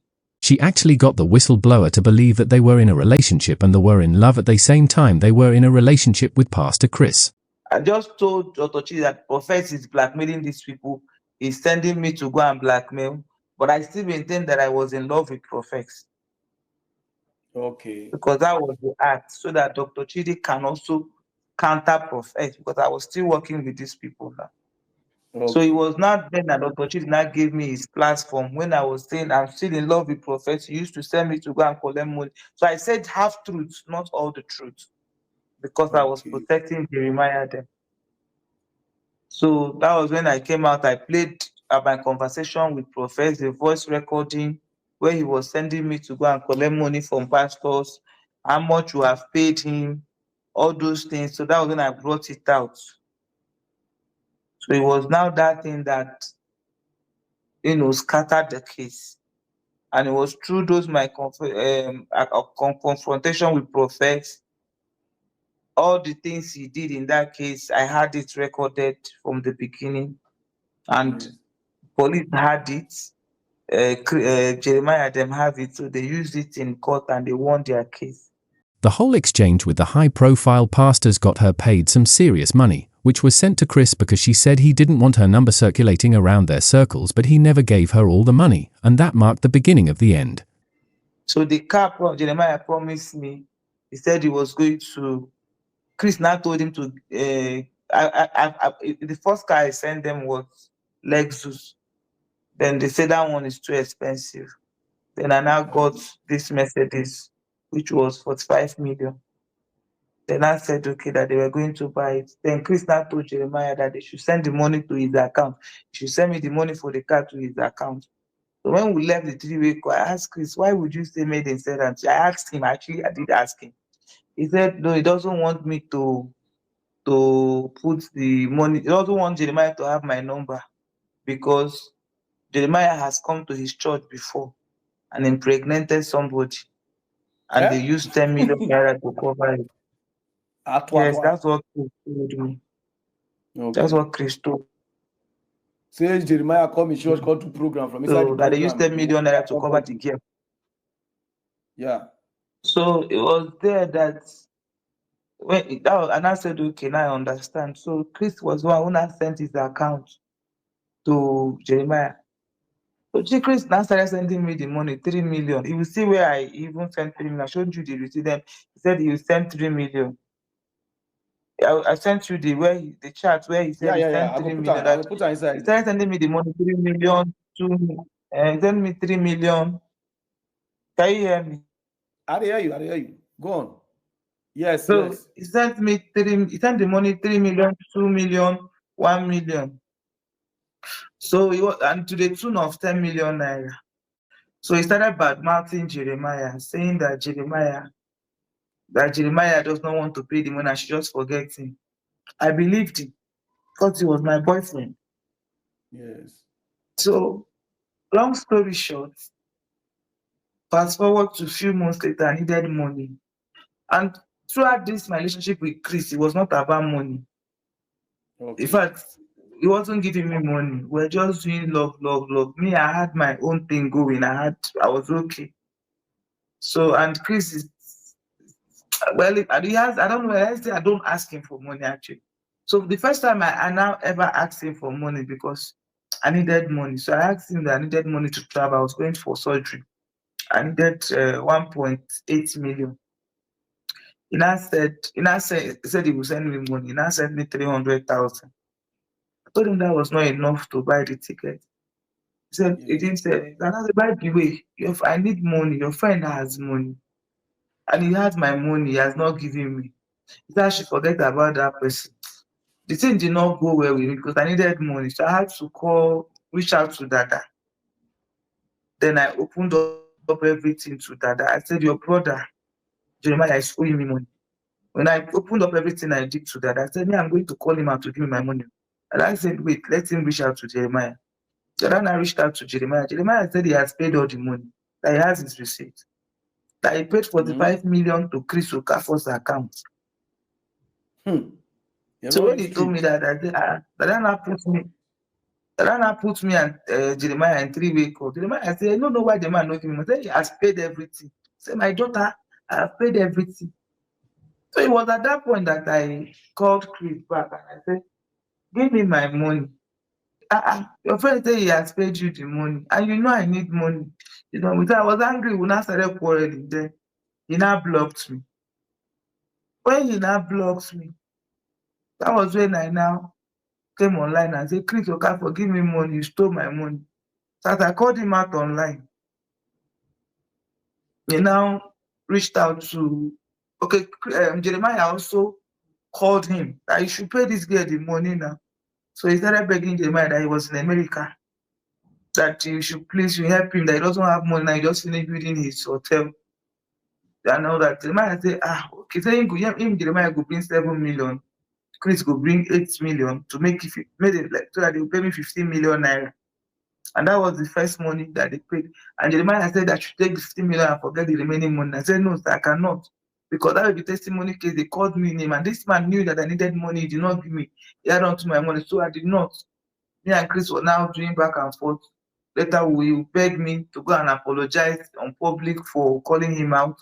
I should come out and apologize before he would give me the remaining money. So it was in that process that he now, I think, another thing happened. He now paid me 5 million. The remaining one, he didn't want to pay. He blocked me. So I now got angry. I called him out. That I dragged him. He now reported the matter to police, NCC, National Cyber Crime Center, for defamation and cyber stalking. They came to my house. They came to arrest me. They did not see me. They invited me. I went. They detained me for one night in Abuja. When they detained me, I came back. I was still calling police out to give me my money. Then it was in that process that we're doing that fight. I traveled for Christmas. My brother was there in Haiti when I left Abuja, when I left Lagos on November. When I got to Abuja, from Abuja, I came back for Christmas. My brother called and said his leg was pain. When I got to Abuja, from Abuja, I came back for Christmas. My brother called and said his leg was paining him. And I didn't take it serious. Okay, it was normal leg pain. So they started carrying, and I told my mechanic to drive him with my car to Abia for Christmas. The mechanic said on their way that my brother was weeing almost every 3 minutes. I said, what happened? Before he got to Abia, his 2 legs were not functioning, couldn't walk. What happened? And it was so quick. Before we know it, the 2 legs now got paralyzed. We were massaging it, called doctors to do this, to do that. Nothing was going on. Before you know it, did not give us time. Everybody was confused. His whole body now got paralyzed, including his 2 hands. The thing was just coming up like this. My brother's body just paralyzed, could not talk. From the next thing, my brother couldn't even say anything, like they were strangling him. My brother died. Like the whole thing happened mysteriously. He was a strong boy. Nothing was happening to him. And before my brother died, I had a dream. Just that then, that's why I am hard on myself, because I wasn't really, would I say, not spiritually enlightened, or I didn't take my spiritual self very seriously. Yes. Because I had a dream before my brother died, and I didn't really take that dream serious. I had a dream where Chris arrested me in that dream. Yes. No, he came with police. Before they arrested me, he came with police or some people. They were shooting guns. So they wanted to shoot one gun at me. My brother now came, and the gun now pierced at my brother's heart. So in that dream, I was crying. Then the police arrested me in that dream and put me in a bus and drove me off. I woke up. Yes. I don't know why I didn't take that dream serious. But 2 weeks later, my brother died. That was the beginning of my depression, because everything about me died with it. We're planning my brother's burial. My brother died January. We fixed it on February. 5 days to my brother's burial. Chris said policemen. The moment I posted the poster out on my page, policemen came to the house, in our family house in Umaya, and arrested me. They took me to State CID. Yes. And detained me. I was there for 2 days before I had asthmatic. I had panic attack.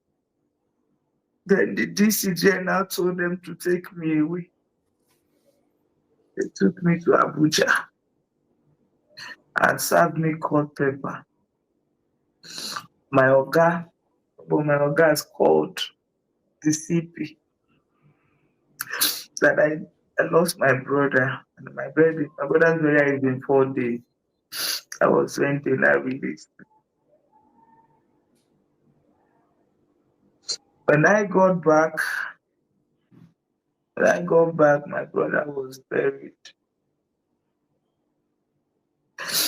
After my brother's burial,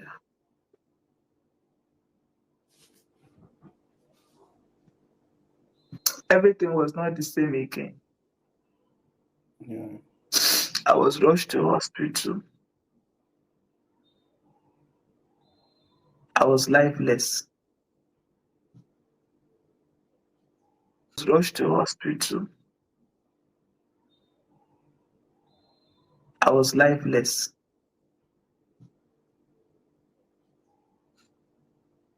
It was the only thing that was left was for the doctor to pronounce me dead.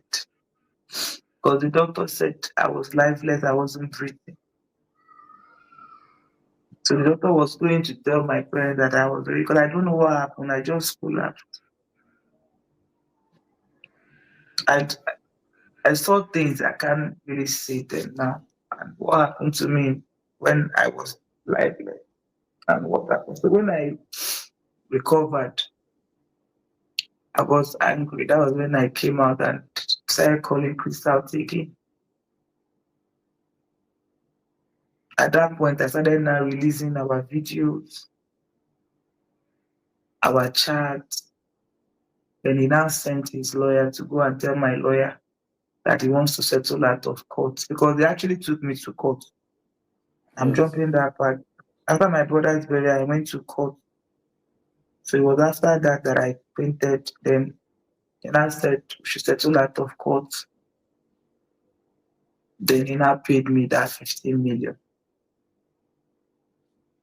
And they came with one agreement that I should not talk about it, I should not press charges, I should not go to court, I should not talk about this. I sent you the agreement that they wrote. Yeah, that's yeah.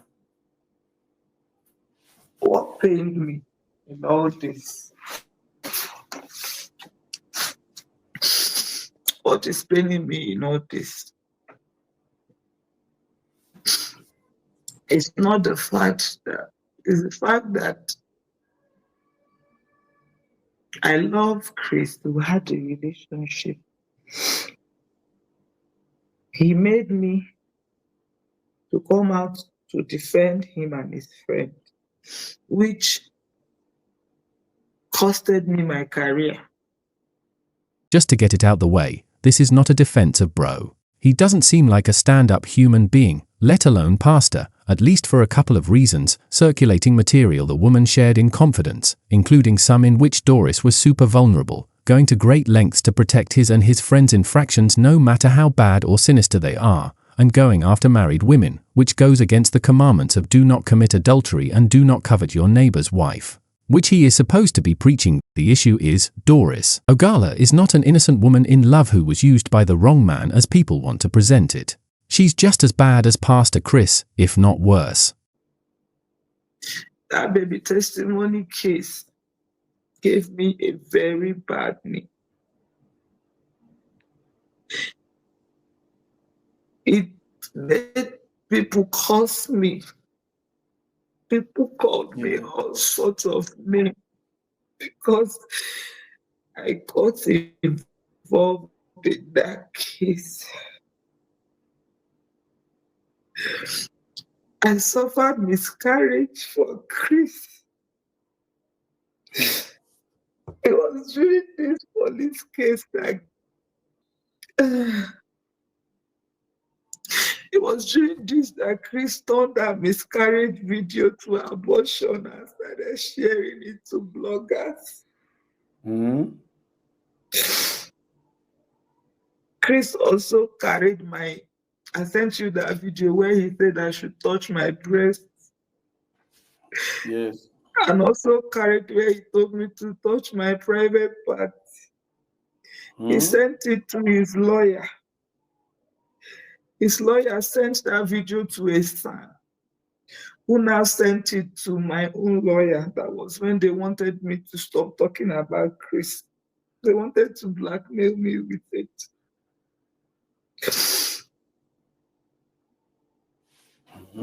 You see, what is paining me in this whole thing is that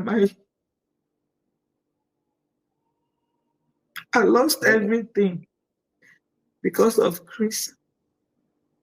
My dignity as a woman, my career. Chris promised he was going to marry me.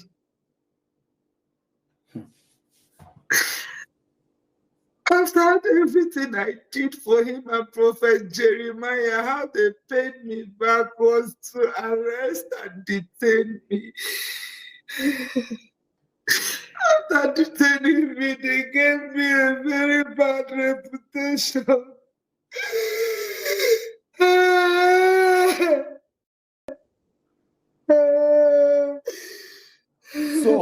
So now, what do you want? What do you want now? What you want me to do now? Please will not marry you. No.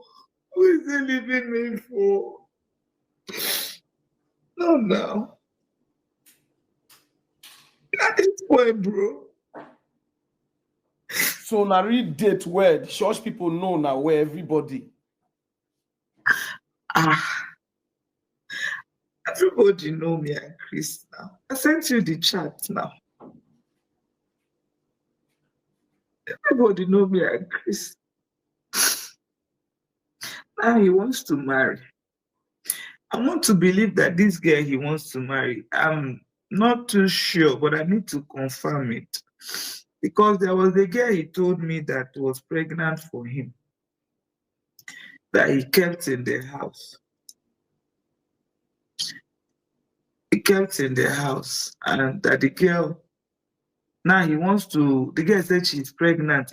Though he lied to me that one girl is accusing him that he got him pregnant, because he gave her accommodation. Now the people that own the place wants to sell the place. The girl doesn't want to move out. He even said, if I know those people that used to kidnap people, this thing, that is my witness. Wait, who tell you? Who asked you like that? Chris. Say wait again. Repeat that, please. Do I know people that kidnap people? Because that girl and one of his pastors that left him, Pastor Felix. Felix. Yes. Yes, was calling him out. So, and he wanted the girl to leave. So I'm trying to find out if that girl is the same girl he's proposing to in a bid to cover the child that the girl gave birth to him, or. And I've called people to confirm if it's the same girl that he got engaged to, so that the scandal will not come out. Because I know that the girl gave birth to a boy, the one that he wanted to buy that. He said she eventually gave birth to a boy. So why you want to kidnap the girl before? Why you want to make kidnap the girl? Then he didn't accept the pregnancy, or he told me that he didn't even do it. But that Pastor Felix later told me this story. Said the girl was pregnant for him. He didn't accept the pregnancy, so he wanted to remove the girl from the house and send the girl away. That was what happened. So at this point,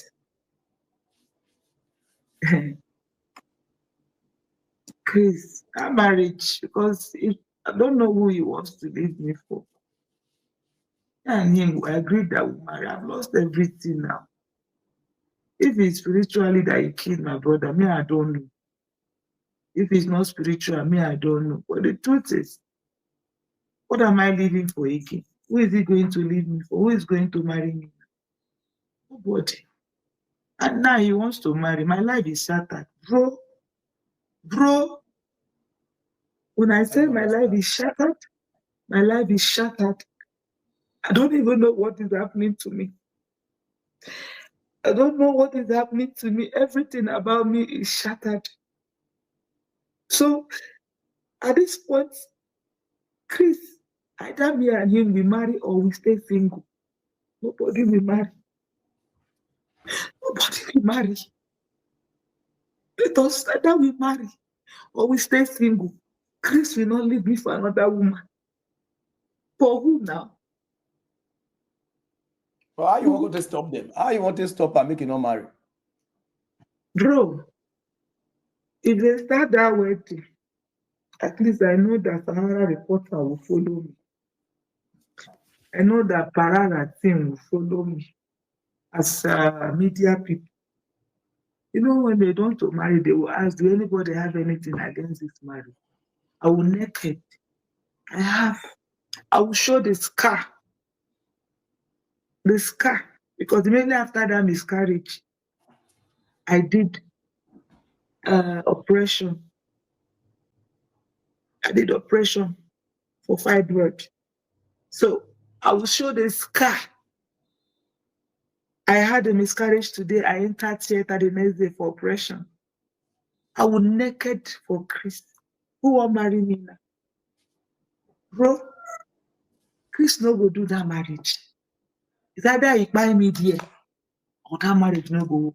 Either me and they single will not marry or we will end up marrying each other.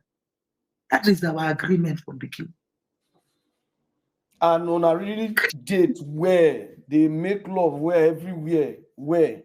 I send you chat. That is his number. Post it and let people see if that man was not in love with me. The chat I sent you, they say the love. Well, there's no way we know they make love. They make love inside car. She's about to carry me. Yes. We go come and we come in house. Sometimes everybody don't sleep midnight. We go make they inside car, they kiss, they make love. Sometimes we go carry me, go inside the room. In daughter Chizoba, that's his sister daughter, and she they always receive me. In first daughter, the children they buy me gifts. When Chizoba wanted to marry, Chris was calling me to come and stand in as his wife. So there is nothing. He introduced me to we used to do uniform. We used to wear uniform and go to church. And I was part of his wife. When he's doing program, I'll be the one to call my police contact. I'll give him over 30 police, 50 police. He will not pay 1 naira. That's not go far. This relationship. When they call him out on the media, he will call me. Who is he leaving me for? Who am I going to go back to? My ex-husband is married. Another one woman is sitting on my ex-husband. Then who am I going to go back to? I don't know what he has done. I can't even love another man. It's only Chris I love. If man is chasing me out now, I don't even see them. I don't go out of my house. Basically, they went into business together, and but for the miscarriage and the blackmail using her nude pictures, she won the court case for all the services she provided to Chris's friends and was paid for them. But interestingly, after the man has put her through everything she claims he did, she still wants him? Does she really want him, or she just doesn't want him with someone else? You could argue that once Pastor Chris shared her nudity, or once she put her in jail around the time her brother had died, then the relationship was done or should have been done. If we're to believe everything she says, then by the time she put him on blast for not paying her all the money she had received from all their dealings, and subsequently took him to court, the relationship was done. But based on how she was reacting to the whole proposal, was she hoping to rekindle their relationship after the sharing of nudes, her being jailed, her believing that he had something to do with the death of her brother, at least spiritually, her coming out to expose him, and her subsequently taking him to court? Like, how was she hoping they'd resolve all that? From this analysis, Pastor Chris is not the most stand-up person, let alone pastor. There's nothing like defending him in all this. And genuinely, good luck and prayers to that woman that is engaged to him. But was he supposed to marry the same woman he saw cheat on her husband with him? Based on all she shared with him during the time she was married to another man, Doris expected that Chris would go on and marry her. Doris, be for real. Understand this. This is a woman who got married to a man who she claims she didn't have feelings for, denied him conjugal rights, cheated on him because she claims he was abusive, and eventually left him for the pastor, in the process, having sexual relations with the pastor the same night she left her matrimonial home. This is a woman who, she claims it's for the pastor, lied to someone that she had feelings for him, took him on this whole phase where he believed they had a relationship, got so comfortable with her that he opened up, obviously to his detriment, as he ended up being silenced on calling out some of the biggest pastors in Nigeria, only to leave him at the end once he couldn't call out her friends anymore. Remember, according to her, this is a woman who made millions of naira running business for some of the most influential pastors in Nigeria. She talks about what she did for Pastor Chris like they were acts of charity or she was acting out of love, but she made millions out of it, which included her suing him and winning, and putting him on blast, even after part of the court outcomes dictated that she never speaks on the matter in public again. The more you listen to her speak of their interactions,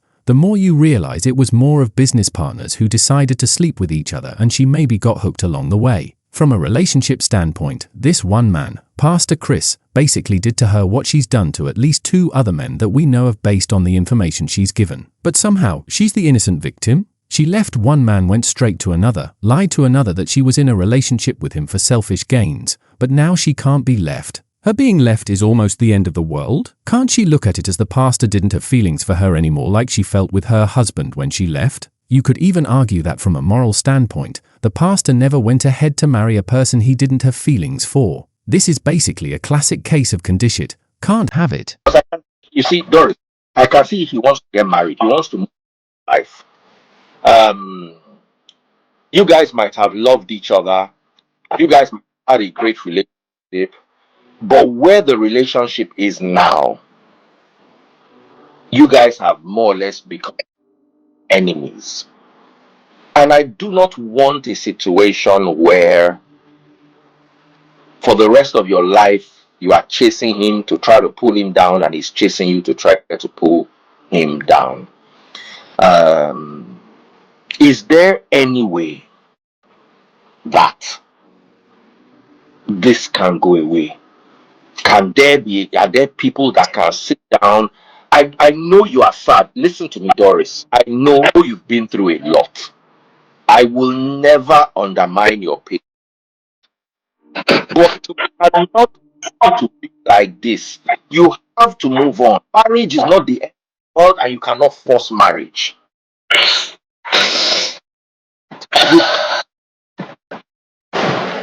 Do you understand what I'm saying? You cannot force someone. This is not about marriage. That you feel that. I don't understand. But I want you to, what can we do going forward? See, I have a lot of respect for you, right? Yes. You're someone I've never met Chris Okafor before in my life. I know. You don't even, when I told you the story that year, yes, I think that you didn't even know who I was talking about. So I know very well that you don't know him. But what I'm trying to say here is I have a lot of respect for you, and you are one of the people that will tell me, Doris, stop, and I will stop because of the respect and love I have for your person. Before now, like I said on my page yesterday, I've already gotten the address of the wedding. They said the wedding. Okay, finish what you're saying. They said the wedding is on the 16th and all that, and like whatever it is that is taking over me, the thought on my head is that Doris get to the venue. Even if the others are there, it's just step inside there, just begin fight, begin quarrel, just do it. Well, yesterday I broke down too. Like I've not closed this eyes since 3 days. Ask the people around me. I have my colleagues down there here. I have DVD on him. My eyes have not closed since 3 days. I have a lot on my head, but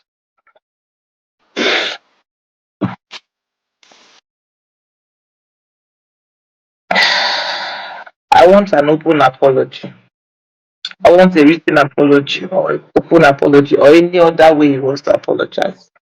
Okay, so if you can get an apology from Pastor Chris Okafor, He has to apologize and he has to be genuine about the apology. Then we move from. Okay. It's not just say, let me tell her sorry, then we move from there. And the Chris that I know, let me tell you the Chris that I know. People might think I am crazy. No, it takes you to fight Chris this much to get Chris to listen and have sense. This is somebody I've known for years. I've defended his nonsense. He was just arrested 2 months ago. So I know his excesses and all the things I can't say here. But I won't say it because I see that you don't want me to say it. I can see that you're protecting me because if you leave me, I don't want us to move. You see, Doris, I remember there was a time when Mr. Ibu's case was on and you were talking. You are a happy person. Yeah. You are a happy person. I don't see that Doris anymore. Now it's like problem. Last time I came to your house till today, problem.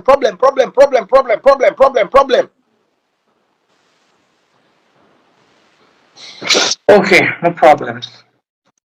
I get. Even me, I'm tired of it. Pastor Chris, she says she wants an apology. Look, you can go to court and win. But do you really want to go through the nuisance factor of having to show up in court? She said this. It might take a year, it might take 2 years, it might take 3 years. The day you are supposed to be attending birthday party, you'll be going to court. The day you are supposed to travel abroad, you'll be going to court. I don't know if what I'm saying is making any sense to you at all. So, Pastor Chris Okafor, I would appeal to you, if it's possible, let us find a neutral ground in which peace can be brought to this situation. You understand? I'm really genuinely hoping that somebody will talk. Do you know anybody who knows this Pastor Chris? Apostle Johnson Suleiman knows him. Pastor Jeremiah knows him. Itahosa.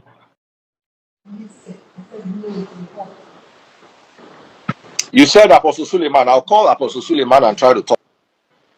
Idahosa of Illuminate. Oh, brother Jesus. Of Illumination, is it Illumination Ministry in Nigeria? Bishop Idahosa also knows him. Okay, I don't know Bishop Idahosa. I know Apostle Suleiman. I can have a conversation with apostles. And one thing I know about Apostle Suleiman is he likes peace. He doesn't like stress. So no matter how angry he is, because Apostle Suleiman don't come to you. It's because of you. It is you. So he's a good man. He's a good guy, and he will try